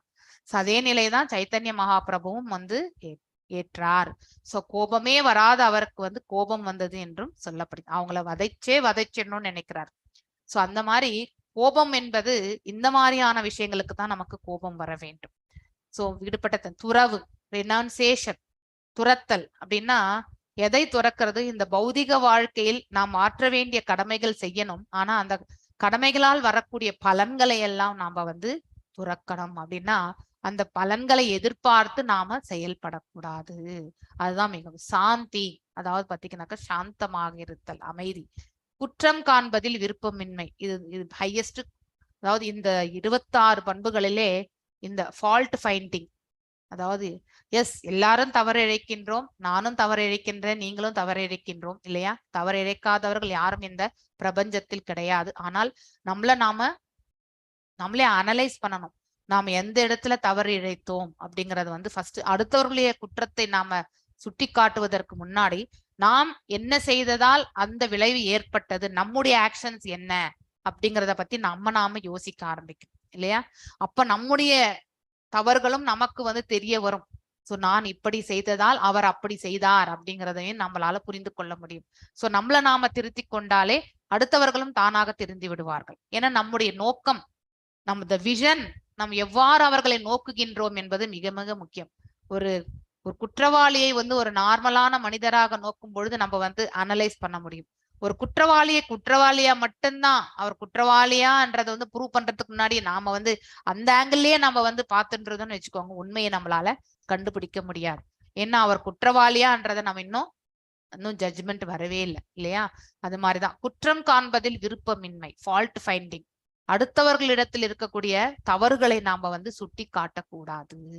That is wrong. Actually that is wrong attitude. ஏன்னா எப்பொழுதுமே நம்ம மனசு என்னன்னாக்கா நாம் ஆற்றக்கூடிய கர்மங்கள்ல லயித்து விடுகின்றோம் இல்லையா? சோ நம்முடைய குணாதிசயம் அதே மாதிரிதான் நம்ம வளர்த்துக்குவோம். எப்பொழுதுமே அடுத்தவர்களை குற்றம், ஒரு வைஷ்ணவனுடைய குவாலிட்டியை வந்து என்னன்னா அடுத்தவர்களை வந்து குற்றம் சொல்வது கிடையாது. சோ அவர்கள் ஆன வரைக்குமே வந்து தன்னைத்தானே வந்து மாற்றி அமைத்துக் கொள்ளதான் அவர்கள் முயற்சி செய்வார்கள். தட் இஸ் த ஒரு பியோர் டிவோட்டினுடைய குவாலிஃபிகேஷன். சோ குற்றம் காண்பதில் விருப்பமின்மை. தவறு இழைத்தால் அங்க வந்து அவர்களை நம்ம குறை சொல்லக்கூடாது. இன்சிடென்ட்டை தான் நம்ம இன்சிடென்ட் பத்தி தான் நம்ம பேசணும். இது இப்படி ஆனதுனால இது இப்படி ஆச்சு அப்படிதான் நம்ம சொல்லணுமே தவிர அவர் அப்படி செய்தார் அப்படின்ட்டு நம்ம சொல்லக்கூடாது. அது தவறு. சோ அப்ப என்ன, we are only fault finding with him. ஆனா அந்த சுச்சுவேஷன் இல்லையா, அந்த சூழ்நிலை எப்படி இருந்தது, யார் முதல்ல இதுல வந்து தவறு இழைத்தார்கள், இதெல்லாம் நம்ம வந்து அனலைஸ் பண்ண மாட்டோம். வெறுமனே குற்றமாகத்தான் அவர் ஆற்றியது என்பதை நாம வந்து பிரகடனப்படுத்திட்டே இருப்போம் நம்ம வந்து இல்லையா? So this is one of the qualification. குற்றம் காண்பதில் விருப்பமின்மை, மன்னிக்கும் தன்மை. இந்த 2 குவாலிட்டிஸ் வந்து யாரிடத்தில் இருக்கின்றதோ அவர்கள்தான் வந்து அதாவது ஆன்மீக பாதையில் வந்து அடியெடுத்து வச்சிருக்காங்கன்றது அர்த்தம். எது வரைக்கும் நம்ம கிட்ட இந்த குற்றம் காணக்கூடிய அந்த குணாதிசயம் இருக்கோ, மன்னிக்க கூடிய அந்த மனசே இல்லாம நாம் அலைஞ்சின்னு இருக்கோமோ, அது வரைக்குமே நாம என்னதான் உட்காந்து நாம ஜபங்கள் பண்ணாலும் சரி இல்லையா, என்னதான் நம்ம மங்களாரத்தி பார்த்தாலும் சரி, அது எல்லாமே நமக்கு வந்து அக்கௌண்டபிலிட்டியே வராது. சோ அதாவது அன்அபிஷியலா நம்ம பண்ணக்கூடிய இந்த ஸ்பிரிச்சுவல் ஜெர்னி இல்லையா, அபிஷியலா வந்து தீட்சை எடுக்கும் பொழுதுதான் நம்ம வந்து அபிஷியலா வந்து ஒரு குரு கீழே வந்து நம்ம வந்து will be getting in to the spiritual life. ஆனா எல்லாராலையுமே அந்த பிராப்தம் இருக்காது. நாம செய்து கொண்டிருக்கக்கூடிய இந்த அன்அபிஷியல் ஸ்பிரிச்சுவல் ஜர்னி கூட அதுலயும் வந்து நாம வந்து கணக்குல வராத ஒரு நிலை எதுனாக்கா, இந்த 2 குணாதிசயங்களை நாம் எது வரைக்கும் கட்டிண்டு இருக்கோமோ அது வரைக்குமே வந்து நாம இன்னும் ஆன்மீக பாதையில் அடியெடுத்து வைக்கவே இல்லை என்றுதான் பொருள். இதை நாம தெரிஞ்சுக்கணும். குற்றம் காண்பதில் விருப்பமின்மை, அப்படிப்பட்ட ஒரு அழகான குவாலிட்டியை வந்து நாம வளர்த்து கொள்ள வேண்டும். எல்லா உயிர்களின் மீதும் கருணை. ஏன்னா அனைத்து ஜீவன்களிலுமே பரமாத்மா இருக்கின்றார் இல்லையா? அவர்தான் அனைத்து ஜீவன்களையுமே இயக்கி கொண்டிருக்கின்றார் இல்லையா? அப்படி இருக்கும் பொழுது எல்லாவற்றிலுமே பரமாத்மா இருக்கும் பொழுது ஒரே மாதிரி இருக்கக்கூடிய பரமாத்மா தான். அதனால நாம அவர்களிடத்தில் நாம வந்து எவ்வாறு அன்பு பாராட்டுகின்றோமோ அதுல வந்து நாம வேதத்தை வந்து வளர்க்க கூடாது இல்லையா? we should treat them equally அப்படிங்கறத வந்து நாம தெரிந்து கொள்ள வேண்டும். எல்லா உயிர்கள் மீதும் கருணை, கம்பேஷன் கண்டிப்பாக இருக்க வேண்டும். அங்க வேறுபாடு இருக்கக்கூடாது. இவன் நண்பன், இவன் எதிரி அப்படின்லாம் டிஸ்கிரிமினேஷன்லாம் நம்ம பண்ணக்கூடாது. சோ ஒரு பக்குவமான மனிதன் வந்து இன்பம் துன்பம், வெப்பம் குளிர் இல்லையா, அதுக்கப்புறம் வந்து துக்கம் சந்தோஷம் மற்றும் வந்து நண்பன் விரோதி எல்லாவற்றையுமே ஒன்று போல காணக்கூடிய பக்குவத்தை தான் அவன் வளர்த்து கொண்டிருப்பான். அத்தகைய பக்குவத்தை நாம அடையணுன்றதுக்கு முயற்சி செய்ய வேண்டும். மேலும் வந்து கருணை, அது கருணை பேராசையிலிருந்து விடுபட்ட தன்மை இல்லையா? கண்டிப்பா நமக்கு வந்து இந்த கிரீடு இல்லையா, அந்த பேராசையை நம்ம கண்டிப்பா விட்டுறணும்.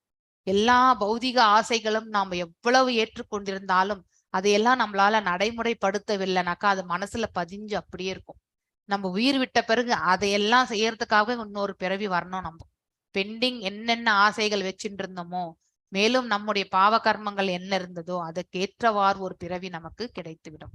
அதனால்தான் நம்ம வந்து கண்டிப்பாக ஆசைகளை வந்து நம்ம பௌதிக ஆசைகளை நம்ம மனசுக்குள்ள வந்து தேக்கி வச்சுக்கவே கூடாது. சோ நம்ம எப்பொழுது மரணிப்போம் என்பது நமக்கு தெரியாது.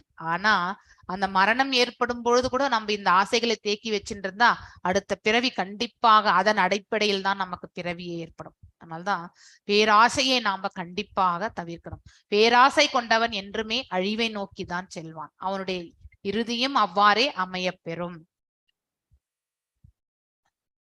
நெக்ஸ்ட் பேராசை விட கண்ணியம், அதாவது கண்ணியமா நடந்துக்கிறது இல்லையா? அதாவது ஒருத்தர்கிட்ட வந்து பாத்தீங்கன்னாக்கா அவருக்கு ரெஸ்பெக்ட்ஃபுல்லா நடந்துக்கிறது, அவங்களையும் நல்ல விதத்துல வந்து ட்ரீட் பண்றது. அதே மாதிரி இன்டென்ஷன்ஸ், அவங்க கிட்ட வந்து நம்ம ஒரு ஹியூமன் ரிலேஷன்ஷிப் எப்படி வச்சுக்கணுமோ அந்த மாதிரி நிலையில தான். சோ அங்க வந்து கீழான இயல்புல நம்மளுடைய ரிலேஷன்ஷிப்பை எடுத்துட்டு போகக்கூடாது. கண்ணியமான முறையில் வந்து எடுத்து செல்லணும். வெட்கம், தவறு இழைப்பதற்கு நமக்கு வந்து கண்டிப்பாக வெட்கப்படணும் இல்லையா? சோ தவறு இழைத்தோம் என்பது நமக்கு மனசுல ஒரு சங்கடம் ஏற்படும். அப்ப அவங்களை அடுத்தவங்களை பாக்குறதுக்கு வந்து கண்டிப்பா முடியாது இல்லையா? இது வந்து யாருக்கு அப்ளிகபிள்னாக்கா இந்த அதாவது பாத்தீங்கன்னா தெய்வீகமான இயல்புகள் கொண்ட மனிதர்களுக்கு தான் இது அப்ளிகபிள். சோ நார்மல் அசுர குணங்கள் இருக்கிறவங்களுக்கு இதெல்லாம் வந்து அப்ளிகபிளே கிடையாது. அதுவே அவர்களுக்கு தர்மம். அவர்கள் ஆற்றக்கூடிய கர்மங்களே எல்லாமே தர்மமாக பாவிப்பார்களாம். ஏன்னா அவங்களுடைய கோட்பாடே வேற. Everything in their own platform இல்லையா? அதனால மன உறுதி, அதாவது பாத்தீங்கன்னா உறுதியான மனது, ஸ்ட்ராங்கா இருக்கக்கூடிய மனசு, அதாவது ஒன்றின் மீது இப்படிதான் நம்ம செயல்படணும்னு ஒரு தீர்மானத்தை எடுத்தால் அவர்கள் அதை அப்படியே நடத்தி செல்வார்கள் டிட்டர்மினேஷனோட. அதுதான் மன உறுதி. வீரம், அதாவது பாத்தீங்கன்னாக்கா அதாவது அவங்களுடைய வலிமையை பற்றி எடுத்துரைக்கிறது இல்லையா? ஸ்ட்ரென்த். மேலும் மன்னிக்கும் தன்மை, அப்ப நான் சொன்ன மாதிரி போவது, அது குற்றம் காண்பதில் விருப்பமின்மை மற்றும் மன்னிக்கும் தன்மை. சோ தவறு இழைத்தாலும் அடுத்தவர்கள் வந்து நமக்கு மன்னிக்கக்கூடிய பக்குவமான மனசை நாம வளர்த்து கொள்ள வேண்டும். தைரியம், அதாவது எப்பவுமே டேரிங்கா போயிட்டு செய்யறது இல்லையா? சோ தைரியம் எப்ப வரும்னா சத்துவகுணத்துல இருக்கும் பொழுதுதான் நமக்கு தைரியமே வரும். ரஜோகுணத்துல இருப்பவர்கள் அவருடைய கடமைகளை வந்து அனலைஸ் பண்ணுவாங்க எப்பவுமே. அந்த கடமைகள் வந்து அவங்க வந்து பயம் இல்லாமல், அதாவது அவங்களால செய்ய முடியும்னா மட்டும்தான் அவங்க எடுத்து செய்வாங்க. ஆனா அது முடியாதுன்னு ஒரு முதல்ல அவங்களுக்கு தெரிஞ்சு போச்சுன்னா அதுல இருந்து அவங்க வந்து அவாய்ட் பண்ண முயற்சி செய்வாங்க, தவிர்க்கிறதுக்கு பார்ப்பாங்க. சோ அது பேசிக்கலி எதனாலனாக்கா அவங்களுக்கு வந்து தைரியமே இருக்காது. அந்த தைரியம் இல்லாத நிலையில தான் வந்து அத்தகைய ஒரு சூழ்நிலையை அவங்க எதிர்கொள்ளவே மாட்டார்கள், தவிர்த்து விடுவார்கள். ஆனா சத்துவத்துல இருக்கிறவங்க வந்து தன்னுடைய கடமைகளை வந்து தைரியமாக செயல்படுத்துவார்கள். தூய்மை, அதாவது நம்முடைய உடல் மனசு தூய்மை, உள்ள தூய்மை இல்லையா, இதெல்லாமே வந்து கண்டிப்பாக உட்புறமும் தூய்மையா இருக்கணும், வெளிப்புறமும் தூய்மையா இருக்கணும், ரெண்டு இடத்துலயுமே இல்லையா? எக்ஸ்டர்னல் அண்ட் இன்டர்னல் ரெண்டுமே. உள்ள வந்து அந்த கீழான இயல்புகளால் இருக்கக்கூடியது எல்லாமே நாம தவிர்த்திடணும். வெளிப்புறமா நம்ம அன்றாடம் வந்து இதை வந்து உடலை வந்து நாம இந்த எந்திரத்தை தூய்மைப்படுத்தி கொள்ளணும். மேலும் பொறாமையின்மை, அதாவது என்வியஸ்னஸ் சொன்னோம் இல்லைங்களா, அதுவும் இருக்கணும். அதாவது பொறாமையற்ற நிலையை நாம என்றைக்குமே வளர்த்து கொள்ள வேண்டும். மரியாதையை எதிர்பார்க்காமல் இருத்தல். ஸோ ஒருத்தவங்க நம்ம போனோம்னாக்கா எழுந்து நின்று நமக்கு ரெஸ்பெக்ட் பண்ணணும்னு நம்ம நினைக்க கூடாது. ஸோ மரியாதை என்பது நமக்கு வந்து கிடைக்க பெறவில்லையே அப்படின்னு நம்ம எதிர்பார்க்கவே கூடாது. It is not. ஸோ அப்படிப்பட்ட குவாலிட்டிஸ் எல்லாமே தெய்வீகமான இயல்புகளாக வந்து சொல்லப்பட்டிருக்கு. இதை தவிர்த்து பாத்தீங்கன்னாக்கா வேற எல்லாமே வந்து கீழே வரக்கூடிய ஸ்லோகங்கள் அவங்களுக்கு அசுர இயல்புகளை பற்றி தான் வந்து சொல்லியிருப்பாங்க. ஸோ அதாவது தபஸ், ஆஸ்டாரிட்டி, சிம்பிளிசிட்டி, நான் வயலன்ஸ் பார்த்தோம், உண்மை பார்த்தோம் இல்லையா, ஃப்ரீடம் ஃப்ரம் கோபத்திலிருந்து விடுபட்ட தன்மை, துறவு, அடுத்து வந்து சமநோக்கோட பார்க்கக்கூடிய அந்த பக்குவம் இல்லையா, எல்லாரையுமே வந்து ஒரே மாதிரி பார்க்கக்கூடிய அந்த பக்குவம். அதுக்கப்புறம் வந்து அவர்ஷன் டு ஃபால்ட் ஃபைண்டிங் இல்லையா, அதாவது குற்றம் காண்பதில் வந்து விருப்பமற்ற நிலை, அந்த மாதிரி கருணை மற்றும் வந்து ஜென்டிலா இருக்கிறது, அதாவது கண்ணியமா நடந்துக்கிறது. அடுத்து வந்து மாடஸ்டி, அதாவது மாடஸ்டி என்னும் பொழுது நம்ம வந்து கீழான செயல்களில் எல்லாமே இப்போ வந்து 4 ரெகுலேஷன்ஸ் நம்ம ஃபாலோ பண்ணணும்னா கண்டிப்பா 4 ரெகுலேஷன்ஸ் ஃபாலோ பண்ணணும் இல்லையா. So no gambling, no meat eating, no illicit relationship இல்லையா. ஸோ இதெல்லாம் நம்ம வந்து கண்டிப்பா வந்து ஃபாலோ பண்ணணும். ஸோ இந்த ரூல்ஸ் அண்ட் ரெகுலேஷன்ஸ் ஃபாலோ பண்றது அதுல வந்து ஒரு திடமான ஒரு மன உறுதியோட செய்யறது. ஸோ மேலும் வந்து மன உறுதி நமக்கு வந்து ஒரு இழப்பு ஏற்பட்டா கூட அதை வந்து இழப்பாக கருந்தாமல் இதெல்லாம் வந்து இந்த வாழ்க்கையில நம்ம வந்து அனுபவிக்க வேண்டியது நம்முடைய கர்ம பலனுக்கு ஏற்றவாறு அமைந்திருக்கின்றது என்ற உணர்ந்து அதை பக்குவமாக ஏற்றுக்கொள்ளக்கூடிய மன உறுதி, அதுதான் ரொம்ப முக்கியம். அதுக்கப்புறம் ப்ரொடெக்டிங் த நீடி, அதாவது வீரம் அதுக்கு தான் வந்து உபயோகப்படுறது இல்லையா. தைரியமாக வந்து செயல்படக்கூடிய அந்த தன்மை, மன்னிக்கக்கூடிய தன்மை மற்றும் வந்து fortitude, mental and emotional strength இல்லையா. ஸோ பேசிக்கலி தைரியம் என்பது மன உறுதியிலையும் நம்ம இருக்கணும், உடல் ரீதியாலையும் வந்து நம்ம வந்து ஸ்ட்ராங்கா நிக்கணும், ரெண்டுத்திலுமே வந்து நம்ம ஸ்ட்ராங்கா இருக்கணும்.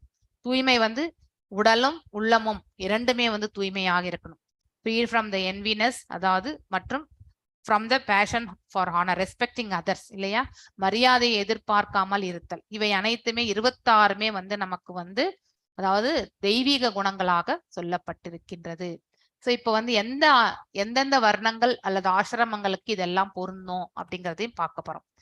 ஸோ ஃபியர்லெஸ்னஸ், பயமற்ற தன்மை வந்து சந்நியாசத்திற்கு ஃபர்ஸ்ட் குவாலிஃபிகேஷன் ஃபார் ஏ சன்னியாசி.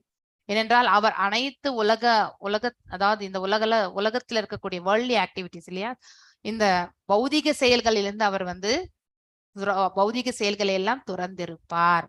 அதனால்தான் சன்னியாசிக்கு தான் இது முதல்ல பொருந்தக்கூடியது. கம்ப்ளீட் டிபெண்டன்ஸ், ஏன்னா பகவானை மட்டுமே அவர் சார்ந்திருப்பார். he has to be alone without guarantee of support. So சன்னியாசிகளுடைய அக்கௌண்ட்ல வந்து காசு இருக்கவே கூடாது, அதாவது எதையுமே அவங்க வந்து கேட்க கூடாது. they should have the clear blank balance. அப்படின்னா எதுவுமே இல்லாது அனைத்துமே பகவான் செயலுக்கு என்று கொடுக்கிறவங்க இல்லையா. கன்வின்ஸ் தட் பரமாத்மா will give all protection to the surrender, அவங்களுக்கு வந்து ஸ்ட்ராங் கன்விக்ஷன் இருக்கும். ஸோ எல்லாம் வல்ல இறைவன் நம்மள வந்து ரட்சிப்பார் அப்படிங்கிற அந்த மன உறுதி மட்டும் அவங்க கிட்ட திடமாக இருக்கும். அதனாலதான் பயமே இருக்காது அவங்களுக்கு. பியூரிஃபிகேஷன் ஆஃப் ஒன்ஸ் எக்ஸிஸ்டன்ட் இல்லையா, சத்வ சச்சிதவ், அதாவது சந்நியாசத்துல அவர் ஒருவருடைய இருப்பை வந்து தூய்மைப்படுத்திக் கொள்ளுதல் இல்லையா. Strictly following the rules and regulations இல்லையா, கைட்லைன்ஸ் எதெல்லாம் வந்து தவிர்க்கணுமோ அதெல்லாம் தவிர்க்கிறது இல்லையா. ஸோ ஃபார் எக்ஸாம்பிள் ஒரு சன்னியாசி வந்து பெண், அதுக்கப்புறம் வந்து பாத்தீங்கன்னாக்கா நான் டிவோட்டி அசோசியேஷன்ஸ் எல்லாமே பாத்தீங்கன்னாக்கா ஃபார்பிடன், இன்டிமேட் அசோசியேஷன், இன்டிமேட்னா க்ளோஸ் அசோசியேஷன்லாம் எதுவுமே வச்சுக்க மாட்டாங்க பர்சனலா, எல்லாருமே வந்து பொதுவாக காணக்கூடியதுதான். ஸோ அப்படிப்பட்ட ஒரு நிலை. Chaitanya Mahaprabhu was personally very strict. அதனாலதான் வந்து பாத்தீங்கன்னா அவர்கிட்ட இருந்த சோட்டா ஹரிதாஸ் வந்து பனிஷ் பண்ணி வெளியே அனுப்பிச்சிட்டார். சோட்டா ஹரிதாஸ் வந்து one of the intimate associates. So சன்னியாசிகள் என்றாலே அதாவது பாத்தீங்கன்னாக்கா அவங்களுடைய வாழ்க்கை முறை எப்படி இருக்கும்னாக்கா பெண்கள் கிட்ட இருந்து அவங்க எந்த ஒரு பெண்களிடம் தூரமாக விலகி இருப்பார்கள் எப்பவுமே. ஸோ அங்க ஒன்லி ஒரு மேல் சன்னியாசினாக்கா அவங்களுக்கு மேல் சன்னியாசிஸ் மட்டும்தான் ஹெல்ப் பண்ணுவாங்க. ஃபீமேல் சன்னியாசி கண்டிப்பா ஹெல்ப் பண்ண மாட்டாங்க, அந்த சர்க்கிள்லயே அவங்க வைக்க மாட்டாங்க. ஸோ ஒரு முறை இந்த சோட்டா ஹரிதாஸ் என்ன பண்ணுவாருன்னா, அவருக்கு அதாவது ஆசீர்வாதம் வாங்கிக்கிறதுக்காக வருவாங்க. எப்பவுமே ஒரு குருன்னா அங்க வந்து ஆண் பெண் என்ற டிஃபரன்ஸ் கிடையாது இல்லையா? ஸோ தூரமாக இருந்துதான் நமஸ்காரத்தை அவர்கள் பெறுவார்கள். ஸோ அப்படி இருக்கும் பொழுது வந்து அங்கே ஒரு பெண்மணி வந்ததை பார்த்து அந்த சோட்டா ஹரிதாஸ் வந்து கண்ணாலேயே பார்த்துன்றதை பார்த்து சைத்தன்ய மகாபிரபு அந்த க்ளோஸ் அசோசியேட்ல இருந்து அவரை வந்து வெளியே அனுப்பிச்சிட்டார் அவர் வந்து. ஸோ அதனால இட் இஸ் அது அக்செப்டன்ஸே கிடையாது. அது ஏன்னா அவர் ஏற்றிருக்கக்கூடிய நிலை என்ன? சந்நியாசம். சந்நியாசம் என்றால் ரெகுலேஷன்ல ரொம்ப ஸ்ட்ரிக்டா இருக்கணும் இல்லையா? So no illicit relationship, no gambling இல்லையா, no intoxication, no meat eating. இந்த 4யுமே வந்து ஏன்னா தர்மத்தினுடைய 4 கால்கள்ல வந்து இந்த இது வருது இல்லையா? ஸோ நம்ம வந்து கருணை, அதாவது மீட் ஈட்டிங்கனாக்கா ஒரு உயிரை கொள்கின்றோம், அதை வந்து வதைத்து நாம சாப்பிடுகின்றோம். அப்ப நம்ம கிட்ட இருக்க கருணையும் நம்ம கிட்ட இருந்து சென்று விடுகின்றது இல்லையா? அதே மாதிரி தூய்மையும் நம்ம கிட்ட இருந்து சென்று விடுகின்றது. அதுவும் தர்மத்தினுடைய இன்னொரு கால். எப்போன்னாக்கா நம்ம வந்து அதாவது தவறான வழியில் நம்முடைய அதாவது செயல்களை எல்லாம் செய்யும் பொழுது நம்ம கிட்ட இருக்கக்கூடிய தூய்மையும் சென்று விடுகின்றது. கேம்பிளிங் வந்து சூதாட்டம் இல்லையா? அங்கே வாய்மையும் வந்து நம்மளை விட்டு தூரமாக சென்று விடுகிறது. தவங்கள், ஸோ தவம் என்பது பார்த்தீங்கன்னாக்கா நம்ம வந்து இந்த உடலுக்கு சம்பந்தப்பட்டது இல்லையா? அதை வந்து நம்ம வந்து உடல் தவத்தை நாம கண்டிப்பா வந்து பரிபாலிக்கணும். அதையும் நாம வந்து விட்டுறோம். இந்த 4மே வந்து தர்மத்தினுடைய 4 கால்கள். ஸோ அந்த தர்மத்தை வந்து நாம பரிபாலிக்கவில்லை என்று அர்த்தம். ஸோ சந்நியாச வாழ்க்கைக்கே வந்து ஏற்றமாறு நம்முடைய செயல்பாடுகள் இல்லை என்றால் அப்ப நம்ம சந்நியாசத்தை ஏற்றிருந்தாலும் எந்த பிரயோஜனமும் கிடையாது இல்லையா? ஸோ சந்நியாச வாழ்க்கைக்கே வந்து அது ஒரு இழுக்கு மாதிரிதான். அதனாலதான் அவர் சோட்டா ஹரிதாஸை வந்து துரத்திடுறாரு. அவர் கல்டிவேஷன் ஆஃப் நாலேஜ், அதாவது பாத்தீங்கன்னாக்கா சந்நியாச ஆசிரமத்துல ஞானத்தை வந்து அபிவிருத்தி செய்து கொள்ளுது. டியூட்டி ஆஃப் சன்னியாசி must cultivate and give transcendental knowledge. அதாவது எஸ்பெஷலி கிரகஸ்தர்களுக்கு எல்லாமே ஒரு சன்னியாசி கிட்ட இருந்துதான் வந்து பாத்தீங்கன்னாக்கா ஞானத்தை பெற முடியும். மேலும் வந்து ஹியூமிலிட்டி, அதாவது பாத்தீங்கன்னாக்கா சகிப்புத்தன்மை, ஹியூமிலிட்டி. நம்ம பாத்தீங்கன்னாக்கா பெக்கிங் பண்றது, அதாவது தீட்சை எடுத்தவங்க வந்து ஒவ்வொரு வீட்டுக்கும் சேர்ந்து பிட்சாம் தேகி என்று அந்த காலகட்டங்கள்ல வந்து கேட்பாங்க. ஈவன் சங்கராச்சாரியார் இந்த காலகட்டங்கள் எல்லாம் கூட உண்டு இல்லையா? ஸோ அவ pegs from door to door. So அவர்கள் பிட்சம் ஏந்துறது அவங்களுக்காக கிடையாது. ஒரு சன்னியாசியினுடைய இது வந்து பிரசன்ஸ், ஒரு வீட்டு வாசற்படியில வந்து ஒரு சன்னியாசி வராருன்னா அந்த வீட்டுல வந்து பக்தியை வந்து அவருடைய தரிசனமே அந்த வீட்டுல வந்து பக்தியை மேம்படுத்துவதற்காகத்தான்.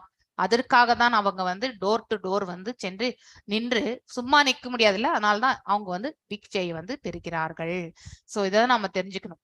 பெக் from door to awaken Krishna conscious for others, அதாவது கடவுள் உணர்வை வந்து ஏற்படுத்துவதற்காகத்தான் ஒவ்வொரு வீட்டின் வாசற்படி முன்னாலும் அவர்கள் வந்து நிற்கிறார்கள் என்பதை நாம தெரிந்து கொள்ளணும். சேரிட்டி, தானம், இது வந்து கிரகஸ்தனுக்கு அப்ளிகபிள். ஸோ கிரகஸ்தன் வந்து மோட் ஆஃப் குட்னஸ் வந்து பாத்தீங்கன்னாக்கா இது அடுத்த சாப்டர்ல படிப்போம். தகுதியான நபருக்கு தகுதியான இடத்தில் வந்து பாத்தீங்கன்னாக்கா கொடுக்கறது தான் வந்து ஒரு நல்ல காரியம் இல்லையா? சேரிட்டி. ஃபார் எக்ஸாம்பிள் ஸ்கூல்ல போயிட்டு நம்ம வந்து புஸ்தகங்கள் எல்லாம் விநியோகிக்கிறது, இது ஒரு எக்ஸாம்பிளா. ஸோ அந்த புக்ஸ் டிஸ்ட்ரிபியூஷன் நம்ம கொடுக்கும்பொழுது அந்த பிள்ளைகளுக்கு வந்து அவங்க அந்த புத்தகங்கள் எல்லாம் உபயோகப்படுகின்றது, அவங்க வந்து படிக்கிறதுக்கு இல்லையா? அந்த மாதிரி ஒரு ரைட் டைம், அது கூட நம்ம எப்ப கொடுக்கணும்? ஸ்கூல் முடியிற டைம்ல போய் கொடுக்க கூடாது. அப்படின்னா நம்ம இந்த இயர் எண்டிங்ல போயிட்டு நம்ம அந்த புக்கு கொடுத்தா அந்த பிள்ளைகளுக்கு எந்த பிரயோஜனமே கிடையாது. அதனால ஸ்கூல் ஸ்டார்ட் பண்ணும்பொழுது போய் கொடுத்தோம்னாக்கா அப்ப அந்த பிள்ளைகள் அதை வந்து உபயோகப்படுத்திக் கொள்வார்கள். அதனால்தான் தகுதியான இடத்தில் தகுதியான சமயத்தில் தகுதியான நபருக்கு நாம் அதை வழங்கினால் அது சத்வகுணத்திலிருந்து கொடுக்கக்கூடிய தானமாகின்றது. மேலும் வந்து 50% வந்து நம்முடைய இன்கம், இதுக்கு எக்ஸாம்பிள் வந்து ரூப கோஸ்வாமி அவர்கள். அவர் வந்து ஒரு அதாவது அவரும் அவருடைய அண்ணனும் வந்து ஒரு முஸ்லீம் கிங்கு கீழே தான் வந்து ஒரு கமாண்ட் இன் சீஃபா இருந்தாங்க. அவங்க வந்து மினிஸ்டர் பொசிஷன்ல இருந்தாங்க. ஸோ அவர் வந்து ரிட்டையர் ஆயிட்டு வரும்பொழுது ரூப கோஸ்வாமி வந்து பாத்தீங்கன்னாக்கா அவர் வந்து வெளியே வரும்போது 2 போட், அதாவது பாத்தீங்கன்னா கப்பல், அதாவது கப்பல் கிடையாது, அதாவது போட்டுன்னா படகு நிறைய வந்து பாத்தீங்கன்னாக்கா அவருக்கு வந்து சன்மானங்கள் இருந்தது. அதுல 50% என்ன பண்ணாருனாக்கா அவர் வந்து கடவுள் இதுக்கெல்லாமே வந்து வழங்கிட்டார். அதுல மீதம் இருக்கக்கூடிய அந்த 50%ல 25 தன்னுடைய உறவினர்களுக்கு கொடுத்துட்டு 25 வந்து பிற்காலத்திற்காக அவர் சேமித்தார். ஸோ அந்த மாதிரி ஸோ 50% ஆஃப் தி இன்கம் வந்து பாத்தீங்கன்னாக்கா பக்தி பாதைக்கு செல்வதற்கு வந்து உபயோகப்படுது. இதுக்கு ஒரு எக்ஸாம்பிள் கூட வந்து அழகா சொல்லப்பட்டிருக்கு. அவருடைய பேர் வந்து ஞாபகத்துக்கு வரல. One of the devotee. அவர் வந்து நம்ம கூட இந்த இலையில வந்து பாத்தீங்கன்னாக்கா கப்ஸ் பண்ணி விற்போம் இல்லையா? ஸோ அந்த இலை வந்து என்ன இலைன்னு எனக்கு ஞாபகம் இல்லை, மோதக இலை இதெல்லாம் நம்ம சொல்லுவோம் இல்லையா? அந்த மாதிரியான கப்ஸ் எல்லாம் செய்து அவர் வித்து அந்த ஜீவனமே வந்து அது விற்கிறதுனால ஒரு ப்ராஃபிட் பெருசா வராது. அவர் பேரு எனக்கு ஞாபகம் வரல சார். நெக்ஸ்ட் கிளாஸ்ல வேணா பார்த்து சொல்றேன். ஏன்னா அதுல வந்து நெக்டர் ஆஃப் டிவோஷன்ல கொடுத்துருக்காங்க அந்த புக்ல. ஸோ அவர் அப்ப சைத்தன்ய மகாபிரபு வந்து அந்த இடத்துல வந்து அவர் வந்து கேட்கிறார். அந்த அவருடைய வருமானமே சொற்பமானது. அதுல 50% என்ன பண்றாருன்னா பக்திக்கு செலவிட்டுறாரு. மீதம் இருக்கக்கூடிய அந்த 50% தான் எடுத்து வீட்டுக்கு போயிட்டு அவங்களுடைய குடும்ப வாழ்க்கை, ஃபியூச்சர் இதுக்கு எல்லாமே சேர்த்து வைக்கிறார் அவர் வந்து. சோ அப்படி ஒரு இல்லாத நிலைமையில கூட அவர் அந்த செயல் செய்கின்றார் என்றால் அதுதான் அவருடைய மேன்மையை. நம்ம கையில நிறைய இருக்கு, கோடிக்கணக்குல இருக்கு. அதுல நம்ம சேரிட்டி கொடுக்கறதுல பெரிய மகத்துவம் எதுவுமே கிடையாது. ஆனால் ஒரு இடத்தில் இல்லாத பொழுது அவர்கள் அதுல வந்து கொடுக்குறாங்கன்னா அது வந்து மேன்மையா. ஏன்னா அந்த குணாதிசயம் வந்து எல்லாருக்குமே வரவே வராது. ஏன்னா நமக்கு மிஞ்சின தனக்கு மிஞ்சினதான் தானம் அப்படிங்கிற ஒரு நிலை நமக்கு இருக்கு இல்லையா? அதுவும் ஒரு ப்ராவர்ப் நம்ம கேட்டுட்டே வரும். அதனால இல்லாத நிலையில் இருக்கும் பொழுது கூட நாம வந்து கடவுளுக்கு வந்து பக்தி செய்கின்றோம், கடவுளுடைய செயல்களுக்கு நாம வந்து இதை உபயோகப்படுத்துகின்றோம் என்றால் that is the great thing அப்படின்னு நினைக்கிறேன். Charity in passion and ignorance is a waste of time. ஏன்னா அவங்க எல்லாருமே அதாவது மோட் ஆஃப் ஃபேஷன், ரஜோகுணத்தில் இருப்பவர்கள் வந்து தன்னுடைய பெயர் புகழுக்காக தான் வந்து தானங்கள் செய்வார்கள். அறியாமல் இருப்பவர்கள் அவங்க என்ன தானம் செய்கிறார்கள் என்பது அதனால் வந்து நன்மை வருமா தீமை வருமானே தெரியாது. அப்படிப்பட்ட தானங்கள் வந்து அறியாமல் இருப்பவர்கள் செய்வார்கள். ஸோ இது கிரகஸ்தனுக்கு பொருந்தக்கூடிய ஒரு இது. சுய கட்டுப்பாடு எல்லாருக்குமே இருக்கணும். அதாவது அவன் கிரகஸ்தனா இருக்கட்டும், சன்னியாசியா இருக்கட்டும் இல்லையா, எல்லாருக்குமே பொருந்தக்கூடிய ஒன்று. Especially sex life should be used only for propagating Krishna conscious children. அதாவது ஸோ நம்ம ஒரு கிரகஸ்தனுக்கு வந்து கொடுக்கப்பட்டிருக்கிறது என்னன்னாக்கா தன்னுடைய வம்ச விருத்தியே வந்து இந்த பகவானை சேவிக்கிறதுக்காகத்தான் அவனுடைய அந்த தாம்பத்திய வாழ்வே உபயோகப்பட வேண்டும் என்று சொல்லப்பட்டிருக்கு. 7.11 வந்து நம்ம பகவத்கீதையில இது படிச்சிருக்கோம் நம்ம இதை பத்தி இல்லையா? நெக்ஸ்ட் சாக்ரிஃபைஸ் கிரகஸ்தா மேலும் requires material agnihotra yagna. So அக்னிஹோத்திரம் பண்றோம் இல்லையா, காலையில சூரிய பகவானுக்கு செய்கின்றோம். Requires material resource. Therefore especially for grihastha தான் இது வந்து மெயினா. சங்கீர்த்தன யக்ஞம் வந்து சன்னியாசிகள் செய்வாங்க, மோஸ்ட் இன்எக்ஸ்பென்சிவ். அதாவது மனசுலயே வந்து பகவானை வந்து நாம பக்தி கொள்றது இல்லையா? சோ நாம ஜபங்கள் அதே மாதிரி கீர்த்தனங்கள் செய்வது எனிவன் கேன் டூ. இதுக்கு வந்து எந்த குவாலிஃபிகேஷனும் கிடையாது. ஹையஸ்ட் பெனிஃபிட் இதுல தான் நமக்கு வந்து கிடைக்கிறது. சாக்ரிஃபைஸ் அதாவது யக்ஞங்கள். வேதிக் ஸ்டடி அதாவது பாத்தீங்கன்னாக்கா பிரம்மச்சரி வாழ்க்கையில தான் எல்லாருமே இதை படிப்பாங்க இல்லையா? ஆசிரமம் எதுனாக்கா பிரம்மச்சரியம், முதல் 25 ஆண்டுகள். ஸோ பிரம்மச்சாரிஸ் வந்து அப்போ வந்து அவர்கள் வந்து செலிபசி அப்படின்னாக்கா பிரம்மச்சரியத்தை அவர்கள் வந்து கடைபிடிக்க வேண்டும். ஸோ தவறான உறவு முறைகள் வந்து ஈடுபடக்கூடாது. எங்கேஜ் இந்த மைண்ட் ஃபுல்லி இந்த கிருஷ்ண கான்சியஸ். அதாவது பாத்தீங்கன்னாக்கா அதாவது கடவுள் உணர்வுல நாம கண்டிப்பா ஈடுபடுத்தணும். மேலும் நம்முடைய பர்பஸ் என்ன, அங்க வந்து போனதே வந்து நம்ம வேத கல்வியை வந்து பயில்வதற்காகத்தான் இல்லையா? அதற்கு நாம முழுமையாக நம்முடைய செயல்பாடுகளை நாம அமைத்துக் கொள்ள வேண்டும். அது தவிர்த்து வேற எந்த ஹையர் ப்ரையாரிட்டியான டாஸ்க் எதுவுமே நமக்கு கிடையாது. மேலும் ஆஸ்டாரிட்டி தவங்கள் எல்லா வர்ணத்திற்கும் ஆசிரமங்களுக்கும் பொருந்தும். ஆனா இதுக்கு வந்து வனப்பிரஸ்தான் மேன்மையானது.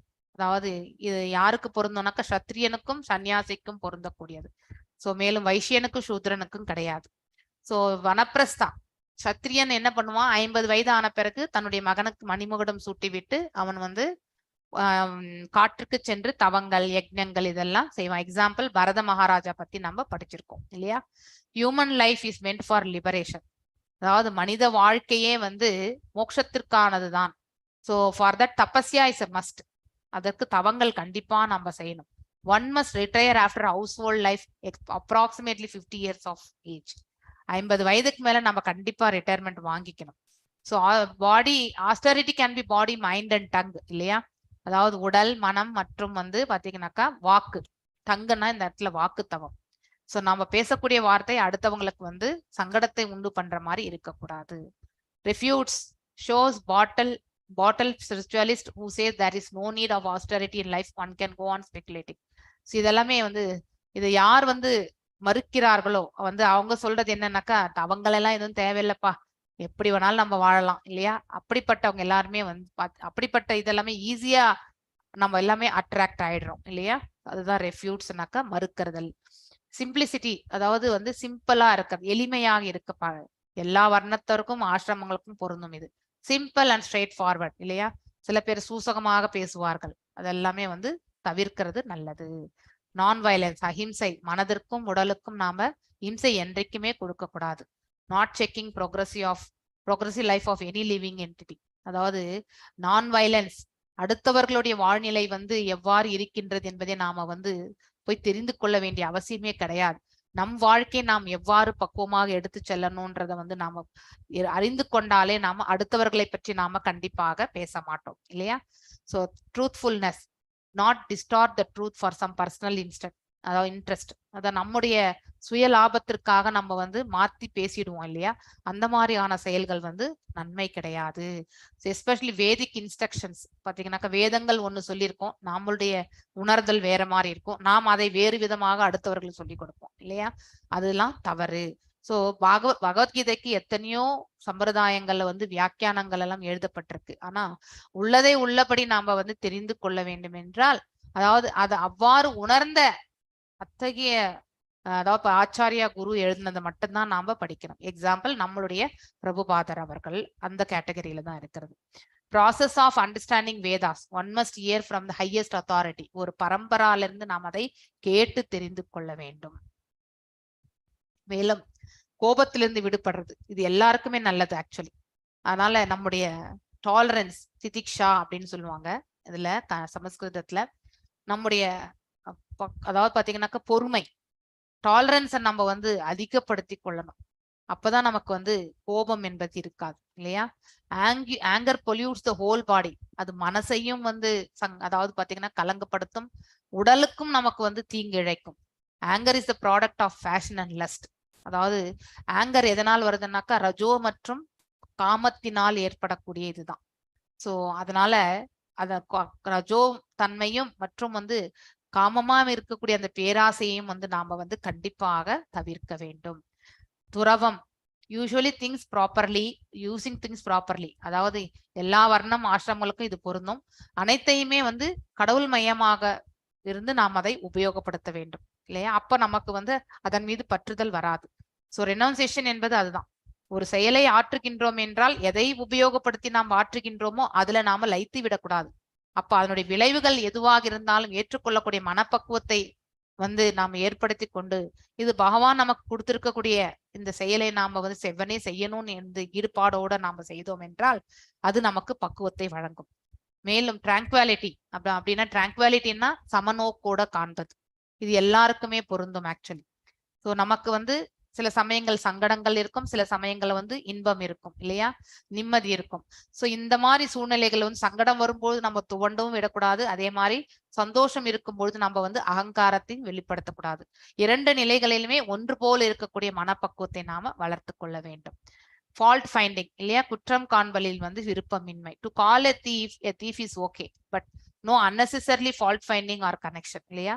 திருடன்னு சொல்றதுல தப்பு கிடையாது, ஆனா நம்முடைய அசம்ஷன் வச்சு நம்மளுடைய கற்பனையால நம்ம வந்து ஒரு சிலதெல்லாம் யூகித்து கொண்டு நாம சொல்லக்கூடியது எல்லாமே நம்ம கண்டிப்பா தவிர்க்கணும். அன்னெசரி ஃபால்ட் ஃபைண்டிங்ஸ் எல்லாம் நம்ம பார்க்கவே கூடாது. மேலும் compassion for all living entities, அனைத்து உயிர்வாழிகள் மீதும் கருணை புரிதல், இது எல்லா வர்ணம் மற்றும் ஆசிரமருக்கு அதாவது பொருந்தும். ஸோ கிவ் ஸ்பிரிச்சுவல் நாலேஜ் இல்லையா, அதாவது நம்ம எப்படி அதை வந்து அபிவிருத்தி செய்து கொள்ள முடியும், அதாவது நமக்கு வந்து ஞானத்தை வந்து அது அதிகப்படுத்தும்.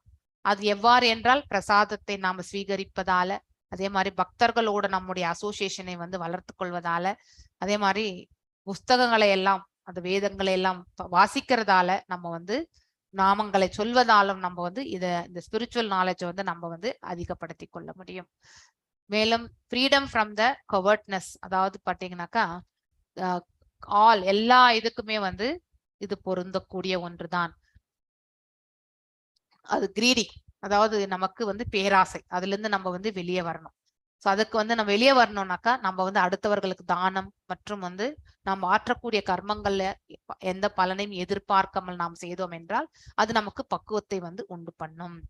ஜென்டல்னஸ், ஃப்ரெண்ட்லினஸ் டு ஆல், ஜென்டலா இருக்கிறது இல்லையா, அது வந்து எல்லா உயிர்களிலுமே அன்பு பாராட்டுறது.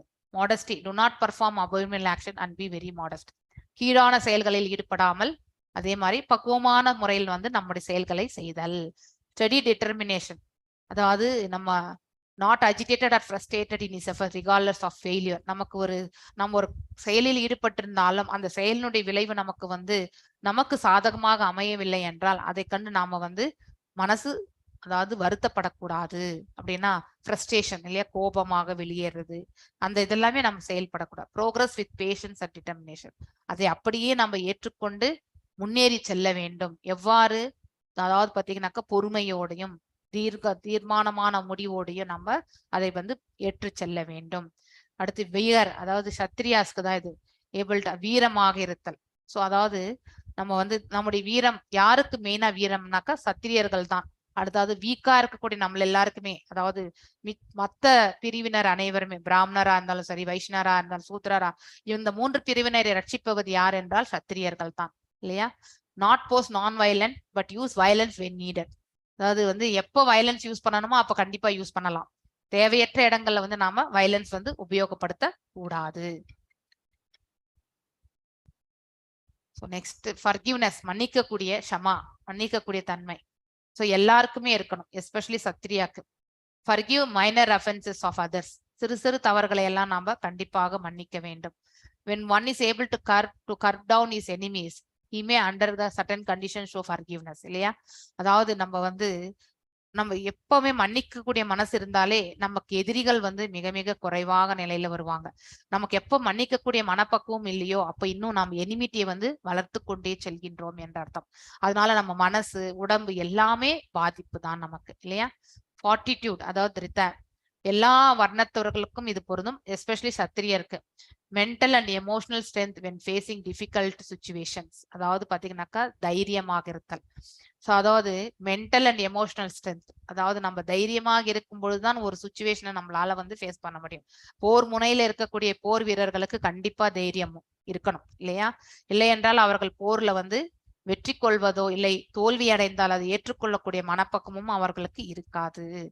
கிளீன்லினஸ், தூய்மை, இது எல்லாருக்குமே பொருந்தும், எஸ்பெஷலி வைஷ்யர்களுக்கு சொல்லப்பட்டிருக்கின்றது. ஸோ மனதும் உடலும் வந்து தூய்மையாக இருத்தல். No black market or under handed, அதாவது பாத்தீங்கன்னாக்கா பிளாக் மார்க்கெட்டு, கருப்பு சந்தை இல்லையா. ஸோ அந்த இதெல்லாமே இருக்கக்கூடாது, பதுக்கல் இதெல்லாம் செய்யக்கூடாது. அதனாலதான் வைஷ்யர்களுக்கு இது சொல்லப்பட்டிருக்கு. ஃப்ரீடம் ஃப்ரம் என்வினஸ் இல்லையா, அதாவது எல்லாருக்குமே இது பொருந்தும். ஸோ நாட் ரிசன்ட்ஃபுல் ஆஃப் அனதர் இல்லையா. இப்ப நம்ம அடுத்தவர்களுடைய முன்னேற்றத்தை பார்த்து நாம வந்து பொறாமை கொள்ளக்கூடாது இல்லையா.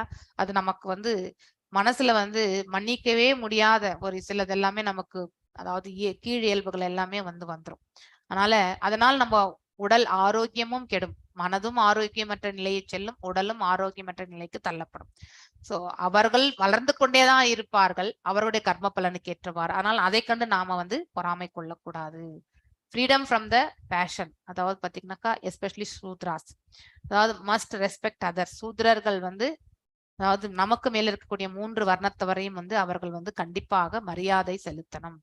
One should not be puffed up with unnecessary prestige and honor but remain in its own status இல்லையா. ஸோ அவரவர்கள் நிலையில் அவர்கள் இருந்து கொண்டு தன்னுடைய செயல்களை வந்து செயல்படும். போலியான இந்த ஃபால்ஸ் பிரஸ்டீஜ் எல்லாம் நம்ம வந்து செய்யவே கூடாது இல்லையா. சூத்திரர்கள் இப்ப எல்லாம் நமக்கு சூத்திரர்களும் வந்து அரசாண்டு கொண்டுதான் இருக்கிறார்கள். இப்ப இருக்கக்கூடிய கலியுகத்துல அதுதான் நடந்துட்டு இருக்கு. ஸோ எந்த வர்ணத்தவர் என்ன செய்யணும்ன்றது எல்லாமே நமக்கு கிடையாது. ஸோ இது எல்லாமே வந்து நடந்து கொண்டிருக்கக்கூடிய ஒன்றுதான். எஸ், 4th ஸ்லோகம் வாசிங்க மாதாஜி. ஸோ இவை அனைத்துமே, இவ்வளவு நேரம் நான் சொன்னது அனைத்துமே தெய்வீகமான இயல்புகள். இப்ப வரப்போறது எல்லாமே அசுர இயல்புகள். எஸ், चित्रलेख माते दम्भो दर्पो अभिमानश्च क्रोध पारुष्यम् एव च अज्ञानं साभिजातस्य पार्थ सम्पदम् आशुरीम्. सदा दम्भो दर्पो अभिमानश्च क्रोधः पारुष्यम् एव च अज्ञानं சாபிதாசஸ்ய ஆத்மசம்பதம் மாசுரி. எஸ், அசுர இயல்புகள் சிலவற்றை நாம இந்த ஸ்லோகத்துல பார்க்க போகின்றோம். தற்பெருமை இல்லையா, தம்போ என்றாலே நம்மளோட டம்பா அடிச்சுக்கிறாங்க பாரு அப்படின்னு சொல்லுவோம் இல்லையா, அதேதான் அந்த வேர்டு தான் அது. நம்ம கொஞ்சம் வேறு விதத்துல சொல்றோம், அவ்வளவுதான் வித்தியாசம். சோ தற்பெருமை இல்லையா, தர்போ தற்பெருமை, அபிமானஷ்ய வீண் அபிமானம் இல்லையா, அகந்தை கோபம் இல்லையா, கொடூரம் அறியாமை ஆகியவை அசுர இயல்புகளுடைய குணங்களாக இந்த இடத்துல வந்து சொல்லப்பட்டிருக்கு. சோ எத்தனை இருக்கு பாருங்க. தற்பெருமை ஒன்று, அகந்தை அதாவது பாத்தீங்கன்னாக்கா ஹெட் வெயிட் அப்படின்னு சொல்லுவோம் இல்லையா அது, வீண் அபிமானம் அப்படின்னாக்கா நம்ம வந்து கற்பனையால வந்து அவர்கள் இப்படிதான் அப்படின்னு நம்ம வந்து யூகிக்கின்றோம் இல்லையா, உண்மையிலே அவர்கள் நல்லவர்களா கூட இருப்பாங்க, ஆனா நம்மளுடைய திருஷ்டிக்கு அவங்க வந்து தப்பானவர்களாக காண்பார்கள். சோ அதாவது டவுட்ஃபுல்னஸ் எல்லாமே வரும், அதுதான் வீண் அபிமானம். கோபம் இது உங்களுக்கு எல்லாருக்கும் தெரியும். கொடூரம் என்பது சாடிஸ்ட் நேச்சர், அதாவது வெளியில பார்க்கும்பொழுது அவங்க வந்து சாது மாதிரிதான் இருப்பாங்க, ஆனா உள்ளுக்குள்ள அவங்க வந்து பாத்தீங்கன்னாக்கா அவங்களுடைய மனநிலை எப்படி இருக்கும்னாக்கா கொடூரத்தன்மை கொண்டதாக இருக்கும். சோ அடுத்தவர்கள் சங்கடம் கொள்ளும் பொழுது அதை கொண்டு அவர்கள் ஆனந்திக்கக்கூடிய அந்த மாதிரி ஒரு நிலையில இருப்பாங்க, கொடூரமான மனசு. சோ அறியாமை அஜ்ஞானத்தில் இருக்கக்கூடிய தன்மை, இவை அனைத்துமே வந்து அசுர இயல்புகளாக சொல்லப்பட்டிருக்கு. எஸ், 5வது ஸ்லோகம் வாசிக்கலாம்.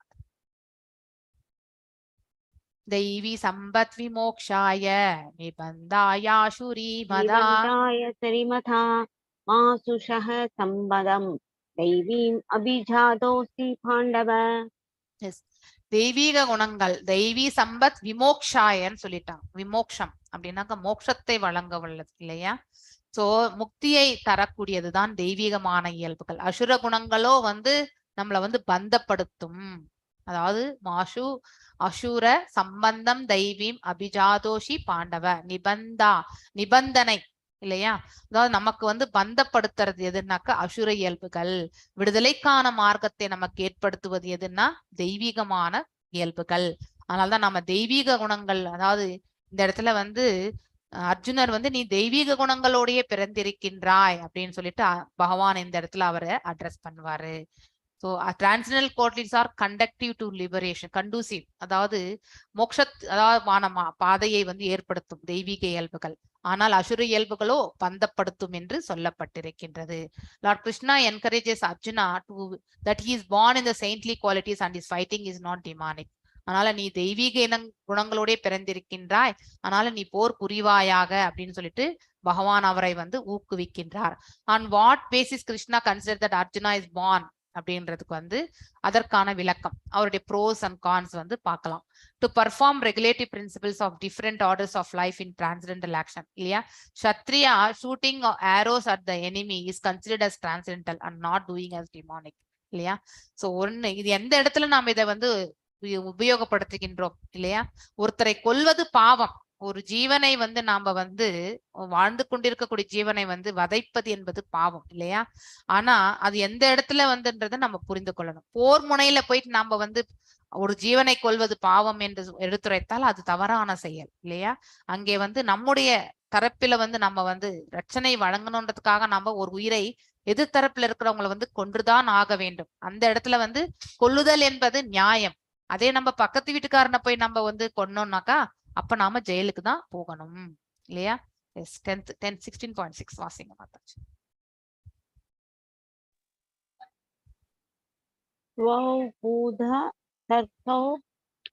லோகே द्वौ भूतसर्गौ लोकेऽस्मिन् दैव आसुर एव च दैवो विस्तरश्च प्रोक्त ஆசூரம் பார்த்தமே ஸ்ருணுஹு.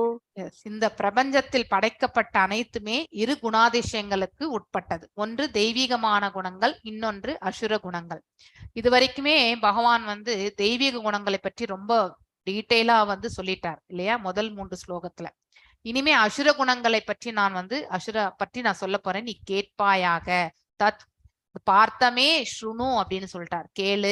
ஆசுரம் பார்த்தமே ஸ்ருணு, அசுர இயல்புகளை பற்றி நாம வந்து இப்ப வந்து சொல்ல போறேன், நீ அதை கவனமாக கேள் அப்படின்னு சொல்லிட்டு பகவான் வந்து சொல்கின்றார். சோ 2 kinds, அதான் ஒண்ணு தெய்வீகம், அடுத்து வந்து டிமானிக் இல்லையா. both demigods and demons are born from of the பிரஜாபதிகள் மூலமா தான் வரும். So what is the difference between the divine and the demonic? அதாவது obedience to the regulatory principles of the scriptures இல்லையா, வேத சாஸ்திரங்கள்ல வந்து என்ன எடுத்துரைக்கப்பட்டிருக்கின்றதோ அதை அப்படியே பரிபாலிக்க கூடியவர்கள் தான் வந்து தெய்வீக இயல்புகளை கொண்டவர்கள். எக்ஸாம்பிள் தேவர்கள். அது குவைட் ஆப்போசிட்டா பண்றவங்க தான் வந்து பாத்தீங்கன்னாக்கா அசுர இயல்புடையவர்கள் என்பதை நாம இந்த இடத்துல புரிந்து கொள்ள வேண்டும். அடுத்த இது வந்து செக்ஷன் எஸ் வாசிங்க. பிரவர்த்திம் ச நிவர்த்திம் ச ஜனான விதுராசுராः ந சௌச்சம் நாபி சாசரோ ந சத்வம் தேஷு வித்யதே. எஸ், அசுர இயல்பு உடையவர், அசுரத்தன்மை உடையவர்கள் பாத்தீங்கன்னா அசுரர்களுக்கு என்ன செய்யணும், எது செய்யத்தக்க செயல், எது செய்யத்தகாத செயல் இல்லையா. சோ அதெல்லாமே அவங்களால வந்து வேறுபாடு காண முடியாது. சோ என்ன செயல் வேண்டும் என்றாலும் அவர்களுக்கு என்ன பிடிச்சிருக்கோ அந்த மாதிரி செயல்கள் தான் அவர்கள் செய்வார்கள். அதுல தர்மம் அதர்மம் பற்றி எல்லாம் அவங்க யோசிக்க மாட்டாங்க. அதே வந்து அதாவது பிரவர்த்தி நிவர்த்தி இல்லையா. பிரவர்த்திம் என்பது நாம் என்ன செய்யணுமோ அதுதான். நிவர்த்திம் என்பது எதெல்லாம் நம்ம வந்து தவிர்க்கணும் அப்படிங்கிறத பத்தி சொல்றது இல்லையா. அதை எல்லாமே அவர்கள் அறிவது கிடையாது. யாரு? அசுரர்கள். தூய்மையோ அப்படிப்பட்டவர்கள். சௌஷம் இல்லையா.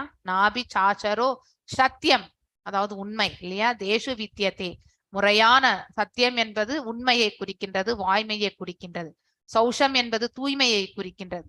அதனால அவங்களுக்கு வந்து தூய்மையோ நாபி சாச்சரோ அதாவது முறையான நடத்தையோ இல்லையா வாய்மையோ அவர்களிடத்தில் வந்து காணப்படுவது கிடையாது. இது வந்து அசுரத்தன்மை உடையவர்களுடைய இது எக்ஸாம்பிள். சோ அதுல வந்து மேலும் வந்து இந்த அசுர இயல்பை வந்து எவ்வாறு நம்ம வந்து புரிந்து கொள்வதை பற்றி அவருடைய இயல்புகளை பற்றி சொல்லப்படுகின்றது. முதல்ல வந்து to not know what is to be done, எதை செய்யணும் எதை செய்யக்கூடாது என்பது அவங்களுக்கு தெரியாது. சாஸ்திர விதிகளை பற்றி தூய்மையற்ற நிலையில் தான் இருப்பாங்க. அவங்க கிட்ட வந்து உடல் தூய்மை வாக்கு தூய்மை இதெல்லாம் நம்ம எதிர்பார்க்கவே முடியாது. இம்ப்ராப்பர் பிஹேவியர், அவங்களுடைய செயல்கள் எல்லாமே வந்து பக்குவமானதாக இருக்காது. அன்ட்ரூத்ஃபுல், நாணயமற்ற தன்மை இல்லையா. அதாவது அவங்க கிட்ட வாய்மையும் இருக்காது. இப்படிப்பட்ட இயல்புகள் இருக்கிறவங்க வந்து அசுர இயல்புகள் என்பதை நாம புரிந்து கொள்ள வேண்டும். எஸ் வாசிங்க. அசத்தியம் அப்பிரதிஷ்டம். அசத்தியம் அப்பிரதிஷ்டம் தே ஜகத் ஆஹுர் அனீஸ்வரம் அபாரஸ்பரோ சம்பூதம் கிம் அந்யத் காமஹைதுகம். எஸ், அசத்தியம் அதுலயே இருக்கு. சத்தியம் என்றால் அதாவது பாத்தீங்கன்னாக்கா உண்மை இல்லையா. அசத்தியம் என்றால் ட்ரூத்லெஸ்னஸ், அதாவது ஃபால்ஸ். அப்பிரதிஷ்டம் தே அதாவது ஜெகத் ஆஹுர் அனீஸ்வரம், அதாவது இந்த பிரபஞ்சமே வந்து பாத்தீங்கன்னாக்கா பொய் இல்லையா. இந்த உலகமே பொய் அப்படின்னு நினைக்கிற கூடிய ஒரு தன்மை. அவர்கள் வந்து இவ்வுலகம் பொய் என்றும் இதுக்கு பேஸ் எதுவுமே கிடையாது, இந்த பிரபஞ்ச தோற்றத்திற்கு எங்க இருந்து வந்தது அப்படிங்கறதெல்லாம் அவங்களால ஏத்துக்கொள்ளவே முடியாது. அது எதுன்னு நம்ம வேத சாஸ்திரங்கள் அவங்களுக்கு நம்பிக்கையும் இருக்காது. மேலும் அதை வந்து எடுத்துரைத்தாலும் ஏற்றுக்கொள்ளக்கூடிய பக்குவமும் அவங்களுக்கு இருக்காது இல்லையா. கட்டுப்படுத்தக்கூடிய கடவுள், அதாவது நம்ம வந்து ஈஷாவாசிய பிரின்சிபல் இல்லையா. ஈஷா என்றால் கட்டுப்படுத்துவார். நம் சுப்ரீம் காட், அவர் தான் நம்மள எல்லாரையுமே கட்டுப்பாடு. இஸ் அ கம்ப்ளீட் பர்சன் இல்லையா. அவரிலிருந்து தோன்றிய நாம் எல்லாரும் கூட முழுமையானவர்கள் தான். சோ அப்படி பார்க்கும் பொழுது கட்டுப்படுத்தும் கடவுள் எவரும் இல்லை என்றும் நாத்திகவாதிகள் தான் எஸ்பெஷலி இல்லையா கூறுகின்றனர். இவை எல்லாமே இதற்கு அஸ்திவாரமே வந்து அபரஸ்பர சம்பூதம் கிம் அந்யத் காம ஹைத்துகம்னு சொல்லிட்டார். காமம் அதாவது கிரீட், அதற்கு தான், காமத்தை தவிர வேறு எதுவுமே கிடையாது இந்த பிரபஞ்ச தோற்றத்திற்கு அப்படின்னு சொல்லிட்டு சொல்கின்றார். காம இச்சையால் உண்டாக்கப்பட்டதாகவும் காமத்தை தவிர வேறு எந்த காரணம் இல்லை என்றும் அவர்கள் வந்து எடுத்துரைக்கின்றார்கள். அதுதான் அவர்களுடைய உணர்தல் கூட.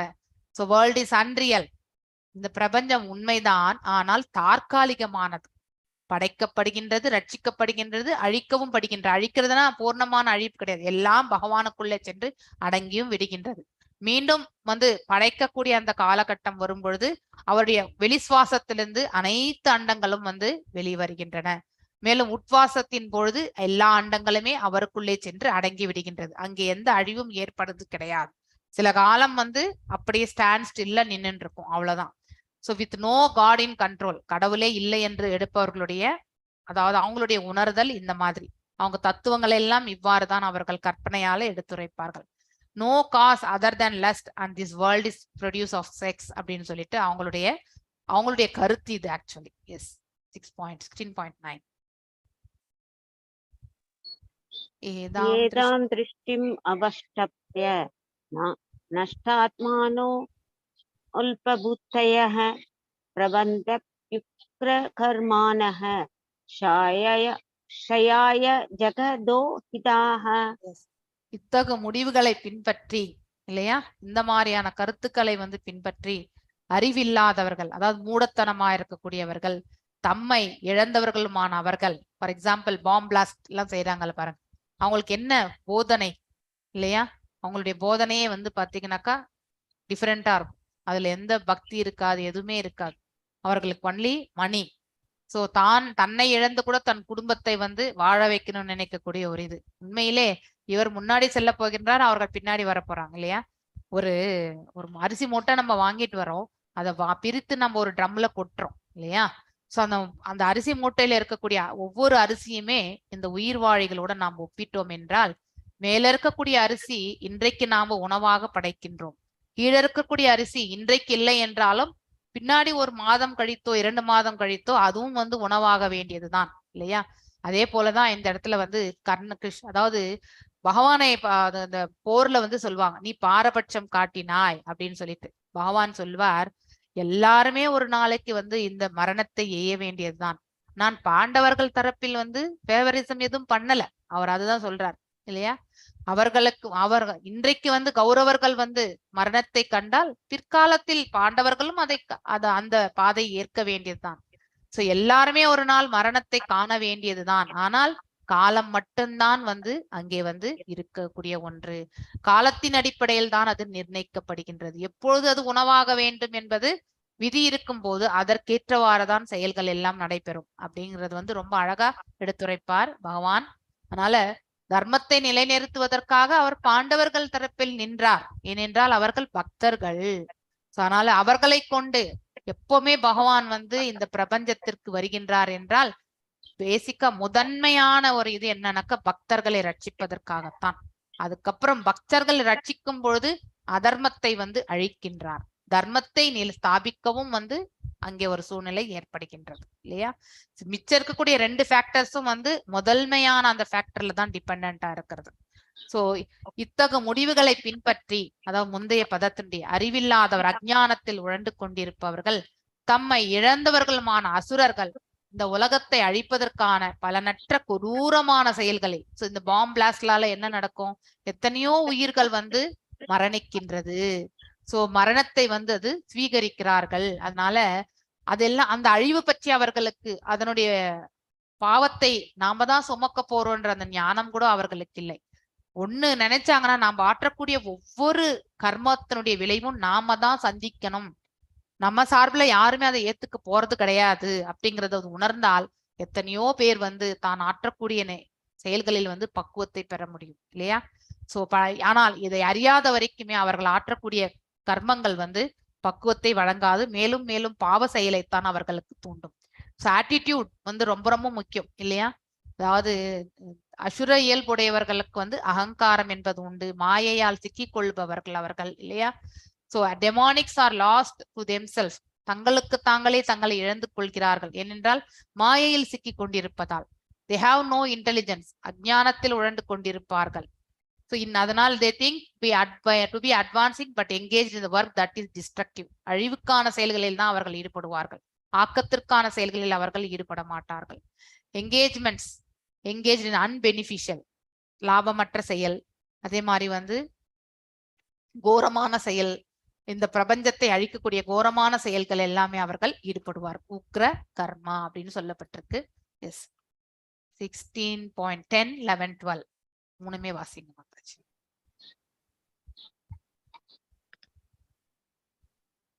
காமம் ஆஸ்ரித்ய துஷ்பூரம் சம்பமான மதான்விதாக மோகாத் கிரஹீத்வாசாத் கிரஹான் பிரவர்த்ததேஷ ஸ்ரீவ்ரதாஹ சிந்தாம் அபரிமேயாம் ச பிரளயாந்தம் உபரிஸ்தஹாஹ காமோ பரமா ஏதாவத் இது நிஷ்சிதா ஆஷாபாஷ சதைர்பந்தா காமக்ரோத பராயணः ஈஷந்தே காமபோகார்த்தம் அந்யோத்தர்ய சஞ்சயான். ஹரே கிருஷ்ணா. காமம் ஆஸ்ரித்ய துஷ்துவம் சம்ப மாசு मदान्विताः मोहात् गृहीत्वासात् ग्राहान् प्रवर्तते सुषिव्रताः चिन्ताम् अपरिमेयां च प्रलयान्याम् उपाश्रिताः कामोपभोग परमा एतवत् इति निश्चिताः आशाभाषा शतैर्भक्तः कामक्रोधपरायणः ईशन्ते कामभोगार्थम् अन्यायोनार्धसञ्चयान् हरे कृष्ण हरे कृष्ण அதாவது அசுரம் காமம் ஆசிரித்திய தஸ்பூரம் தம்பமான மதான்விதக அசுரத்தன்மையுடையவர்கள் திருப்தியடையாத காமம். இவங்களுக்கு எந்த ஒரு எந்த ரிலேஷன்ஷிப்லயும் சரி அவர்கள் ஆற்றக்கூடிய காரியங்கள்ல வந்து திருப்தி இருக்காது. ஸோ இன்னும் வேண்டும் வேண்டும் அப்படிங்கிற இந்த தீமையான செயல்கள்ல தான் அவங்க ஈடுபடுவாங்க. காமத்திடம் அவர்கள் முழுமையாக தஞ்சம் அடைந்து விடுவார்கள். கர்வம் மற்றும் பொய் கௌரவத்தின் கவர்ச்சியில் மூழ்கி மயக்கப்பட்டுள்ளனர். மாயையால் அவர்கள் கவரப்பட்டிருக்கிறார்கள். எப்பொழுதும் தூய்மையற்ற விரதங்களில் ஈடுபடும் இவர்கள் நிரந்தரமற்ற பொருள்களால் கவரப்படுகின்றன. அதாவது விரதங்கள் என்பது வந்து சாஸ்திர விதிகள் பிரகாரம் இருக்காது. அவங்களுடைய மனசுக்கு என்ன வருதோ அதையே அவங்க விரதமாக பயில்வார்கள். சோ சாஸ்திர விதிகள் பிரகாரம் அவர்கள் வந்து விரதங்களை மேற்கொள்ள மாட்டார்கள்.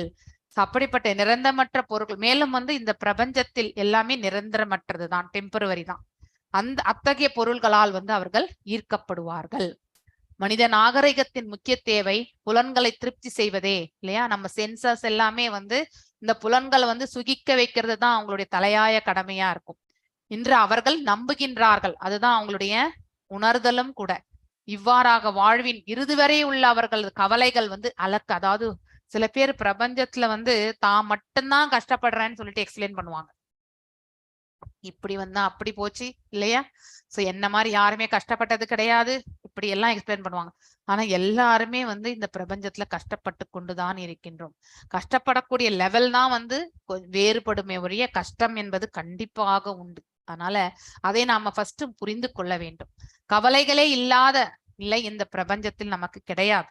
ஆசைகள் என்னும் நூற்றுக்கணக்கான கயிர்களால் பந்தப்பட்டு காமத்திலும் கோபத்திலும், இதெல்லாம் நரகத்துக்கான வழிகள், காமம் கோபம் இல்லையா? சோ பேராசை, இது எல்லாமே வந்து அத்தகைய இதுக்கு வந்து நாம வந்து மூழ்கி அவர்கள் புலனுகர்ச்சிக்காக அநியாயமான வழிகளில் வந்து செல்வத்தை சேர்க்கின்றனர். இப்ப நடக்கக்கூடிய காலகட்டம் இப்படிதான் இருக்கு. இதுல எந்த மாற்றமுமே இல்லை இல்லையா? சோ ஒருத்தரை ஏமாத்தி தான் ஒருத்தர் வந்து பிழைக்கிறாங்க. கேம்பிளிங் அந்த இடத்துல இந்த மாதிரி சூதாடுறதால மட்டும்தான் கேம்பிளிங் கிடையாது. ஏமாற்றக்கூடிய செயல்கள் அனைத்துமே கேம்பிளிங் தான். ஸோ ஏமாற்றக்கூடாது நம்ம வந்து யாரையுமே இல்லையா? அட்ராக்டட் பை இம்பர்மனன்ட், அதாவது நிரந்தரமற்றதின் மீது நாம வந்து நமக்கு இருக்கக்கூடிய ஈடுபாடு, ஈர்ப்பு. இன்செட்டேட்டபிள் லஸ்ட், அதாவது அதாவது கட்டுப்படுத்த முடியாத காமம். ஆக்சுவலி இல்யூஷன், மாயையில் வந்து கவரப்படுவது. Absorbed in conceit of pride and false prestige, அதாவது பாத்தீங்கன்னாக்கா மூழ்கி இருக்கிறது, அதாவது தற்பெருமையும் மற்றும் போலி கௌரவத்திலையும் நம்ம வந்து நம்மள நாம மூழ்கடித்து.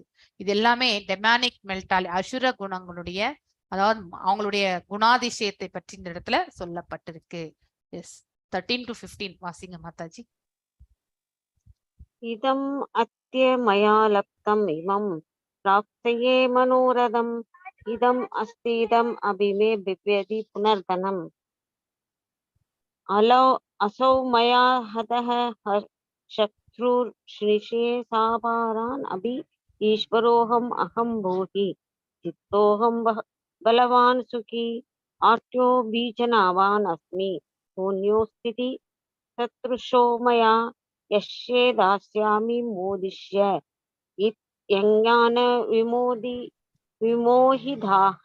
ஸோ இங்க இருக்கக்கூடிய இந்த 3 பிக்சர்ஸை பார்க்கும்பொழுது உங்க இதனுடைய கதை எல்லாமே உங்களுக்கு பேக்ரவுண்ட் நல்லா தெரியும். ஹிரண்யகசிபு தன்னுடைய பிள்ளையை மடி மீது அமர்த்தி கொண்டு பேசுதல், அது அடுத்து கம்சன் வந்து தன்னுடைய தங்கை மற்றும் தங்கை கணவரை வந்து வதைக்கக்கூடிய சூழல்.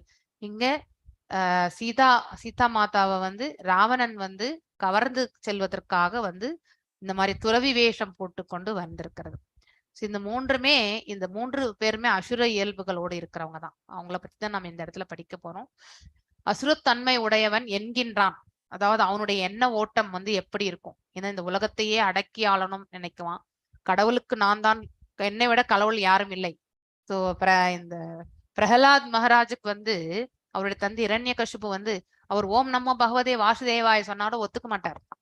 அதாவது பகவானே வந்து விரோதியாக, என்னுடைய விரோதி அப்படின்னு தான் சொல்லுவார் இரண்யகசிபு. சோ தன்னுடைய நாமத்தை தான் சொல்லணும்னு சொல்லிட்டு பயிற்சி பண்ணுவார். சோ கம்சனும் அதே மாதிரிதான் இல்லையா, ராவணனும் அதே மாதிரிதான். இதுதான் அசுரன். இவர்களுடைய இயல்புகளை பற்றி நாம் இந்த 3 ஸ்லோகத்துல நம்ம பார்க்க போறோம். இன்று என்னிடம் இவ்வளவு உள்ளது, சொத்துக்கள் உள்ளது இல்லையா. இது இப்ப நாம மனிதர்களாக இருக்கக்கூடிய நம்ம கிட்ட இருக்கக்கூடிய அசுர இயல்பும் இதே மாதிரிதான் இல்லையா. ஒருத்தர் வந்து வாழ்க்கையில முன்னேற்றம் அடையும் பொழுது, அதாவது பாத்தீங்கன்னாக்க பக்குவத்தை அவர்கள் பயில வேண்டும், தர்மமான முறையில் அனைத்தும் ஈட்ட வேண்டும் என்ற எண்ணத்தை அவர்கள் வளர்த்து கொள்ள வேண்டும். அநியாயமான வழிகளில் வந்து சம்பாத்தியம் வந்து செய்யக்கூடாது. ஏனென்றால் அது அதாவது நம்ம ஆற்றிருக்கக்கூடிய அந்த அதெல்லாமே நமக்கு பாவங்களாக தான் மாறும். அதை நாம தான் அனுபவிக்கணும். கோட்டா ஈஷாவாசிய பிரின்சிபல் அப்படின்ட்டு ஒண்ணு இருக்கு ஆக்சுவலி. அது இப்ப நான் உங்களுக்கு ஒரு முறை எடுத்துரைக்கின்றேன். எல்லாமே அனைத்துக்கும் உரிமையாளர் எல்லாம் வல்ல இறைவன். இந்த இடத்துல நாம் எல்லாம் அவருடைய பிள்ளைகள். இங்க இருக்கிறத வந்து உபயோகப்படுத்துவதற்கு நமக்கு உரிமை உண்டு. ஏன்னா அவரிடம் இருந்து தோன்றிய நமக்கு அந்த உரிமையை பகவான் கொடுத்திருக்கார். ஆனால் எவ்வளவு உபயோகப்படுத்தணும்ன்றது வந்து ரொம்ப ரொம்ப முக்கியம் இல்லையா. அளவுக்கு அதிகமாக நம்ம எடுத்துக்கொள்றது என்பது என்னென்றா அடுத்தவர்களுடைய பங்கை நாம எடுத்துக்கிறோம்னு அர்த்தம். சோ அந்த கோட்டாவை நம்ம என்னைக்குமே மீறக்கூடாது. Optimum utilization of the resources இல்லையா. அதாவது நம்ம எவ்வளவு நமக்கு கோட்டா பகவான் கொடுத்திருக்காரோ அது மட்டும்தான் நம்ம உபயோகப்படுத்துறோம். ஈஷாவாஸ்யம் இதம் சர்வம். அதாவது ஈஷா என்றால் அதாவது பாத்தீங்கன்னாக்கா பகவானை குறிக்கின்றது. வாஷ்யாம் என்றால் அவருடைய கட்டுப்பாட்டுக்குள் இருக்கு, under the control of him அப்படிங்கிறது அர்த்தம். இதம் இந்த சர்வம் அனைத்துமே இல்லையா. எத் கிஞ்சா ஜெகத்யாம் ஜெகத் இல்லையா, வித்தின் த யூனிவர்ஸ் அனைத்துமே, இந்த பிரபஞ்சத்தில் என்னெல்லாம் இருக்கோ அனைத்தும் அவருடைய கட்டுப்பாட்டில் தான் இருக்கின்றது. All that is animate and inanimate அப்படின்னா பௌதீகம் மற்றும் ஆன்மீகம். அனிமேட் என்றால் அதாவது ஸ்பிரிச்சுவல், அதாவது இன்அனிமேட்னா பௌதீகம். அதாவது இந்த ஸ்பிரிட் அண்ட் மேட்டர் இரண்டுமே இல்லையா. ஸ்பிரிட் எப்பவுமே வந்து நம்ம வந்து மீண்டும் மீண்டும் வந்து கொண்டே இருக்கும். ஆனா ஆன்மீகம் இந்த மேட்டர் வந்து எப்பவுமே வந்து இன்னொரு தடவை வராது இல்லையா. ரீப்ரொடக்ஷன் இதெல்லாமே கிடையாது மேட்டருக்கு வந்து. சோ நம்ம இந்த உலகத்துல வந்து இந்த ஜீவன் வந்து வரும்பொழுதுதான் இந்த பண்புகளால கலந்து நாம இந்த ஜீவன் வந்து இங்க உற்பத்தி ஆகின்றது. இந்த ஸ்பிரிட் இல்லாம இந்த மேட்டர் வந்து எந்த பிரயோஜனமே கிடையாது, அபிவிருத்தி எதுவுமே இருக்காது. அதனாலதான் அனிமேட் அண்ட் இன்அனிமேட்னா இது என்ன சொல்றதுனாக்கா போத் ஸ்பிரிச்சுவல் என்டிட்டி அந்த அதாவது மேட்டர் பத்தி சொல்றது. தெக்தேனா செட் அபார்ட் கோட்டா, அதாவது இதுதான் உங்களுக்கான ஒவ்வொரு உயிர்வாழிக்கும் இவ்வளவுதான்ன்றது வந்து பகவான் வந்து நிர்ணயித்திருக்கின்றார். அதை மட்டும்தான் புஞ்சிட்டா, அதை மட்டும்தான் நீ வந்து அக்செப்ட் பண்ணிக்கணும். டு நாட் கிரகதா, அதாவது என்டிவர் டு கெயின், மேலும் மேலும் வந்து நீ முயற்சி செய்து அதிகமாக நீ பெறணும்னு நீ ஆசை கொள்ளக்கூடாது. கஷ்யாவித் of one anyone else, அடுத்தவர்களுடைய பங்கையும் நாம் அபகரிக்கணும்னு நினைக்க கூடாது. தனம் the wealth. So everything animate and inanimate that is within the universe is controlled and owned by the Lord இல்லையா. அனைத்துமே வந்து இந்த பிரபஞ்சத்தில் வந்து எல்லாமே பகவானுடைய கட்டுப்பாட்டுக்குள் இருக்கின்றதுதான். அதாவது ஸ்பிரிட் மேட்டர் எல்லாமே. One should therefore accept only those things necessary for himself. அவனுக்கு எது தேவையோ அது மட்டும்தான் அவன் வந்து ஏற்றுக்கொள்ள வேண்டும். அவனுக்கு தேவையற்றது எல்லாத்தையுமே நம்ம வந்து வாங்கி போட்டுக்க கூடாது இல்லையா. அன்னெசரியா நம்ம வந்து செல்வத்தையும் சேர்க்கிறது வந்து நல்லது கிடையாது இல்லையா. அதனால நமக்கு என்ன ஆகுறது, பற்றுதலை தான் நம்ம வளர்த்து கொள்கின்றோம். மீண்டும் மீண்டும் நாம வந்து தவறுகள் இழைப்பதற்கான மார்க்கத்தை தான் சேர்த்துக்கணும். அதே வந்து காட் சென்ட்ரிக்கா நாம வந்து செய்தோம்னு வச்சுக்கோங்க, அப்ப நன்மையான அனைத்துமே பகவான் கொடுக்கின்றார் நமக்கு இல்லையா. அதுல வந்து நம்ம சிலது எல்லாமே பகவானின் செயல்களுக்காக உபயோகப்படுத்தும். Everything should be God centric. நாம் ஆற்றக்கூடிய பௌதீக செயலாக இருந்தாலும் அது பகவானை மையமாக வைத்து நாம் ஆற்றும் பொழுது நாம கர்ம பந்தனத்துக்கு ஆட்கொள்ளப்படுவதும் கிடையாது. மேலும் நமக்கு என்ன செல்வங்கள் வந்து வருகின்றதோ அவை அனைத்தும் அவருடைய கருணையால் நமக்கு கிடைக்க பெறுகின்றது அப்படிங்கிறதையும் நம்மளால புரிந்து கொள்ள முடியும். இல்ல நம்முடைய பர்சனலாகவே நாம் நினைச்சு நம்ம செய்தோம் என்றால் அவை அனைத்துமே இட் இஸ் அடுத்தவர்களுடைய, அதாவது அவங்களுடைய பங்கையும் சேர்த்து நாம் அபகரிக்கின்றோம் என்று அர்த்தம். So and one should not accept other things, அதாவது வேற எதையுமே அவர்கள் ஏற்றுக்கொள்ளக்கூடாது. Knowing well to whom they belong, அதாவது இதை புரிந்து கொண்டு அனைத்துமே எல்லாம் வல்ல இறைவனுக்கு தான் சொந்தம். ஆனா அவர் நமக்குன்னு ஒரு கோட்டா கொடுத்திருக்கத அது ஏத்துக்கணும். இதை தவிர்த்து இன்னும் மேலும் மேலும் வேணும்னு சொல்லிட்டு நம்ம பேராசையை வளர்த்து கொள்ளக்கூடாது. இதுதான் ஈஷாவாசிய பிரின்சிபல்னு சொல்லுவாங்க. இது ஈஷோ உபனிஷத்துல சொல்லப்பட்டு இருக்கக்கூடிய கருத்து. ஸோ அந்த முறைப்படி நாம கண்டிப்பாக வாழணும். ஆனால் அசுரர்களுக்கு அந்த குணாதிசயம் கண்டிப்பா இருக்காது. ஏன்னா எல்லாம் தனக்கே வேண்டும் இல்லையா? சோ அந்த மாதிரி இன்று என்னிடம் இவ்வளவு சொத்து உள்ளது இல்லையா? எனது திட்டத்தின்படி நான் நிறைய லாபம் அடைய போகின்றேன், பிளானிங் இல்லையா? சோ அதாவது நான் நிறைய பிளான் பண்ணுவேன். நாம பிளான் தான் பண்ண முடியும், பகவான் தான் டிஸ்போஸ் பண்ணுவார். அந்த உண்மை அவர்களுக்கு விளங்காது. தற்போது இவ்வளவு என்னுடையதாக இருக்கின்றது, எதிர்காலத்தில் இது பன்மடங்கு வரும் இல்லையா, பெருகும். அதாவது எல்லாம் பௌதீகத்துக்கு சம்பந்தப்பட்ட, அதாவது பாத்தீங்கன்னாக்கா இம்ப்ரூவ்மெண்ட் தான் நம்ம பேசிட்டு இருக்கோம். நம்முடைய ஆன்மீக இதுல நம்ம வாழ்க்கையில என்ன முன்னேற்றம், 0 லெவல்ல தான் உட்கார்ந்துருக்கோம் அந்த சமயத்துல இல்லையா? சோ அவன் என்னுடைய எதிரி, அவனை நான் அழித்து விட்டேன், இன்னும் இருக்கக்கூடிய எதிரிகள் எல்லாரையுமே நான் அழித்து விடுவேன் அப்படிங்கிறார். அப்படின்னா நான் மட்டும்தான் வாழணும், எதிர்த்தரப்புல இருக்கிறவங்க யாரும் இருக்கக்கூடாது அப்படிங்கிற அதாவது பொறாமையினுடைய உச்சகட்டம் இல்லையா? கொன்று விட்டேன், என்னுடைய மற்ற எதிரிகளும் கொல்லப்படுவர், நானே எல்லாவற்றின் இறைவன், என்ன ஹையஸ்ட் லெவல்ல இருக்கு இல்லையா? சோ என்னை சுற்றி இருப்பவர்கள்லாம் என்னை விட கீழே இருக்காங்க, அதனால எல்லாரை விட கிரேட் நான் தான், நானே அனுபவிப்பவன், ஐ எம் த என்ஜாயர். உண்மையிலே நாம என்ஜாயரே கிடையாது. முதன்மையாக சுகிப்பவர் யார் என்றால் இந்த ஹிருதயத்தில் இருந்து கொண்டு ஆத்மாவை இயக்கி கொண்டிருக்கக்கூடிய பரமாத்மா தான் சுகிப்பவரே. சோ அப்படி இருக்கும் பட்சம் நாம் இரண்டாம் எவ்வாறு இந்த கை உணவை எடுத்து இந்த வாய்க்கு கொடுக்கறதுக்கு உதவுகின்றதோ அது போன்ற நிலைதான் இந்த ஜீவனுடைய நிலை கூட இந்த இடத்துல இல்லையா? அது வயிற்றுக்கு சென்று நம்ம அதனுடைய அது சுவைத்து நாம் அதை இன்புறுகின்றோம் இல்லையா? அது யாரு செய்யறதுன்னா அந்த மாதிரி ஒரு உணர்வு, அந்த சுப்ரீம் என்ஜாய்மெண்ட் பகவான் தான் செய்கின்றார். நம்ம எல்லாருமே அந்த கை கால் ஒரு செயலுக்கு எவ்வாறு உபயோகப்படுகின்றதோ அதை போன்றவர்கள் தான் நாம். வெறுமனே இந்த கை இந்த உடலோடு ஒட்டின்னு இருக்கிற வரைக்கும் தான் இந்த கை உபயோகப்படும். தனித்து இருந்தால் இந்த கை உபயோகப்படுமா? உபயோகமே படாது. அது போன்றதுதான் இந்த ஜீவனம் தனித்திருந்தால் எந்த முன்னேற்றமும் இருக்காது. அது பகவானால் இயங்கி கொண்டிருக்கும் பொழுது மட்டும்தான் ஒரு உடலில் தங்கி நன்னிலையை அடைய முடியும் அப்படிங்கிறதையும் நாம நன்னா புரிஞ்சுக்கணும். சோ நான் அனுபவிப்பவன், ஐ எம் த என்ஜாயர் அப்படின்னு நினைக்கிறது, நானே எல்லாவற்றிலும் மேன்மை, நானே கடவுள் அப்படிங்கறதெல்லாம் நினைக்கிறது தவறு. நானே பக்குவமானவனும் பலமுடையவனும் மகிழ்ச்சியானவனும் ஆவேன். இதெல்லாமே அசுர குணங்களுடைய, அதாவது அவங்களுடைய இயல்புகள். இதை பத்தி நாம நன்னா தெரிஞ்சுக்கணும். செல்வாக்கு மிக்க உணவினர்களால் சூழப்பட்டு மிகப்பெரிய செல்வந்தனும் நானே இல்லையா? நானும் ஒரு ஹையஸ்ட் பர்சனாலிட்டி, என்ன சுத்தி இருக்கிறவங்களும் பாத்தீங்கன்னாக்கா கிரேட் பர்சனாலிட்டிஸ் இல்லையா? அதுவே எனக்கு பெரிய லெவலா எனக்கு தெரியும். எல்லாமே இந்த வேர்ல்ட்லி ஆக்டிவிட்டிஸ் தான் இல்லையா? இந்த பௌதீகத்துக்கு சம்பந்தப்பட்டது தான். அது இந்த ஜென்மத்திலேயே நமக்கு உபயோகமற்ற நிலைக்கு வரும். எப்ப வேணும்னாலும் நம்ம சறுக்குவோம் இல்லையா? மேல இருக்கிறவங்க மேலேயே இருக்கிறது கிடையாது, கீழையும் வரத்துக்கு சாத்தியக்கூறுகள் இல்லையா? அதனாலதான் 30 ஆண்டுகள் வாழ்ந்தவனும் கிடையாது, கீழே விழுந்தவனும் கிடையாதுன்னு சொல்லிட்டு தமிழ்ல ஒரு ப்ராவர்பும் உண்டு இல்லையா? இதற்கெல்லாம் பின்னால இதுதான் காரணம் இல்லையா?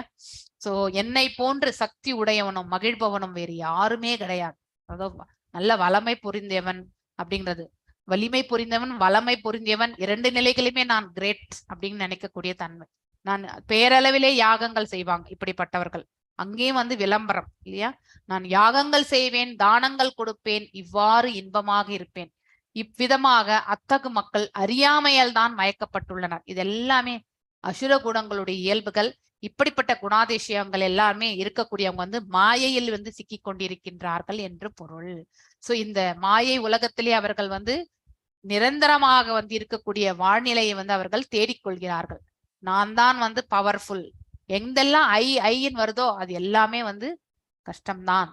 சோ எந்த ஒரு செயலுமே நான் செய்கின்றேன் என்று கிடையாது, நான் செய்யப்பட வைக்கின்றேன், படுகின்றேன். பகவான் நம்மள செய்ய வைக்கிறார், அதுதான் உண்மை. அதை நாம் நன்னா தெரிஞ்சுக்கணும். we are only an instrument இந்த இடத்துல. சோ எந்த ஒரு செயலினுடைய பலனும் என்னால விளைந்ததுன்னு நாம் என்னைக்குமே நினைக்க கூடாது, அது தவறு. ஒரு கர்மத்தை நாம் ஆற்றுகின்றோம் என்றால் அந்த கர்மத்தை செயல்படுத்தக்கூடிய உள்ளுக்குள்ள அப்ரூவல் வர்றதே வந்து பகவான். அவர்தான் நம்மளை வந்து செயல்படுத்த வைக்கிறார் அப்படிங்கறத வந்து உணர்றோம். ஐ எம் த டூயர் அப்படின்னு நினைக்கிறது அந்த செயலுக்கான பெருமையெல்லாம் நமக்கு கண்டிப்பாக வந்து சேராது. ஒரு குட் திங் நம்ம செய்தா கூட அது எல்லாம் பகவானுடைய அருளால் விளைந்தது அப்படிங்கறத வந்து நாம புரிந்து கொள்ள வேண்டும். இப்ப நான் அங்க விளக்குனேன் இல்லைங்களா, அதேதான் இந்த இடத்துல வந்து இங்கிலீஷ்ல வந்து கொடுத்திருக்காங்க. இதுதான் வந்து அறியாமையில வந்து உழண்டு கொண்டிருக்கக்கூடிய அந்த அசுர இயல்புடையவர்களுடைய கதை. எஸ், நான் இன்றைக்கு இதோட நிறுத்துறேன். நாளைக்கு இத வந்து மீண்டும் தொடரலாம். முடிச்சிட்டு நம்ம வந்து 17வது சாப்டரை நாளைக்கு ஸ்டார்ட் பண்றோம். ஓகே. वाञ्छकल्पदारुभ्यश्च कृपसिन्धुभ्य एव च पतितनां पावनेभ्यो वैष्णवेभ्यो नमो नमः। अनंत कोटि वैष्णव वृंद की जय। नामाचार्य हरिदास ठाकुर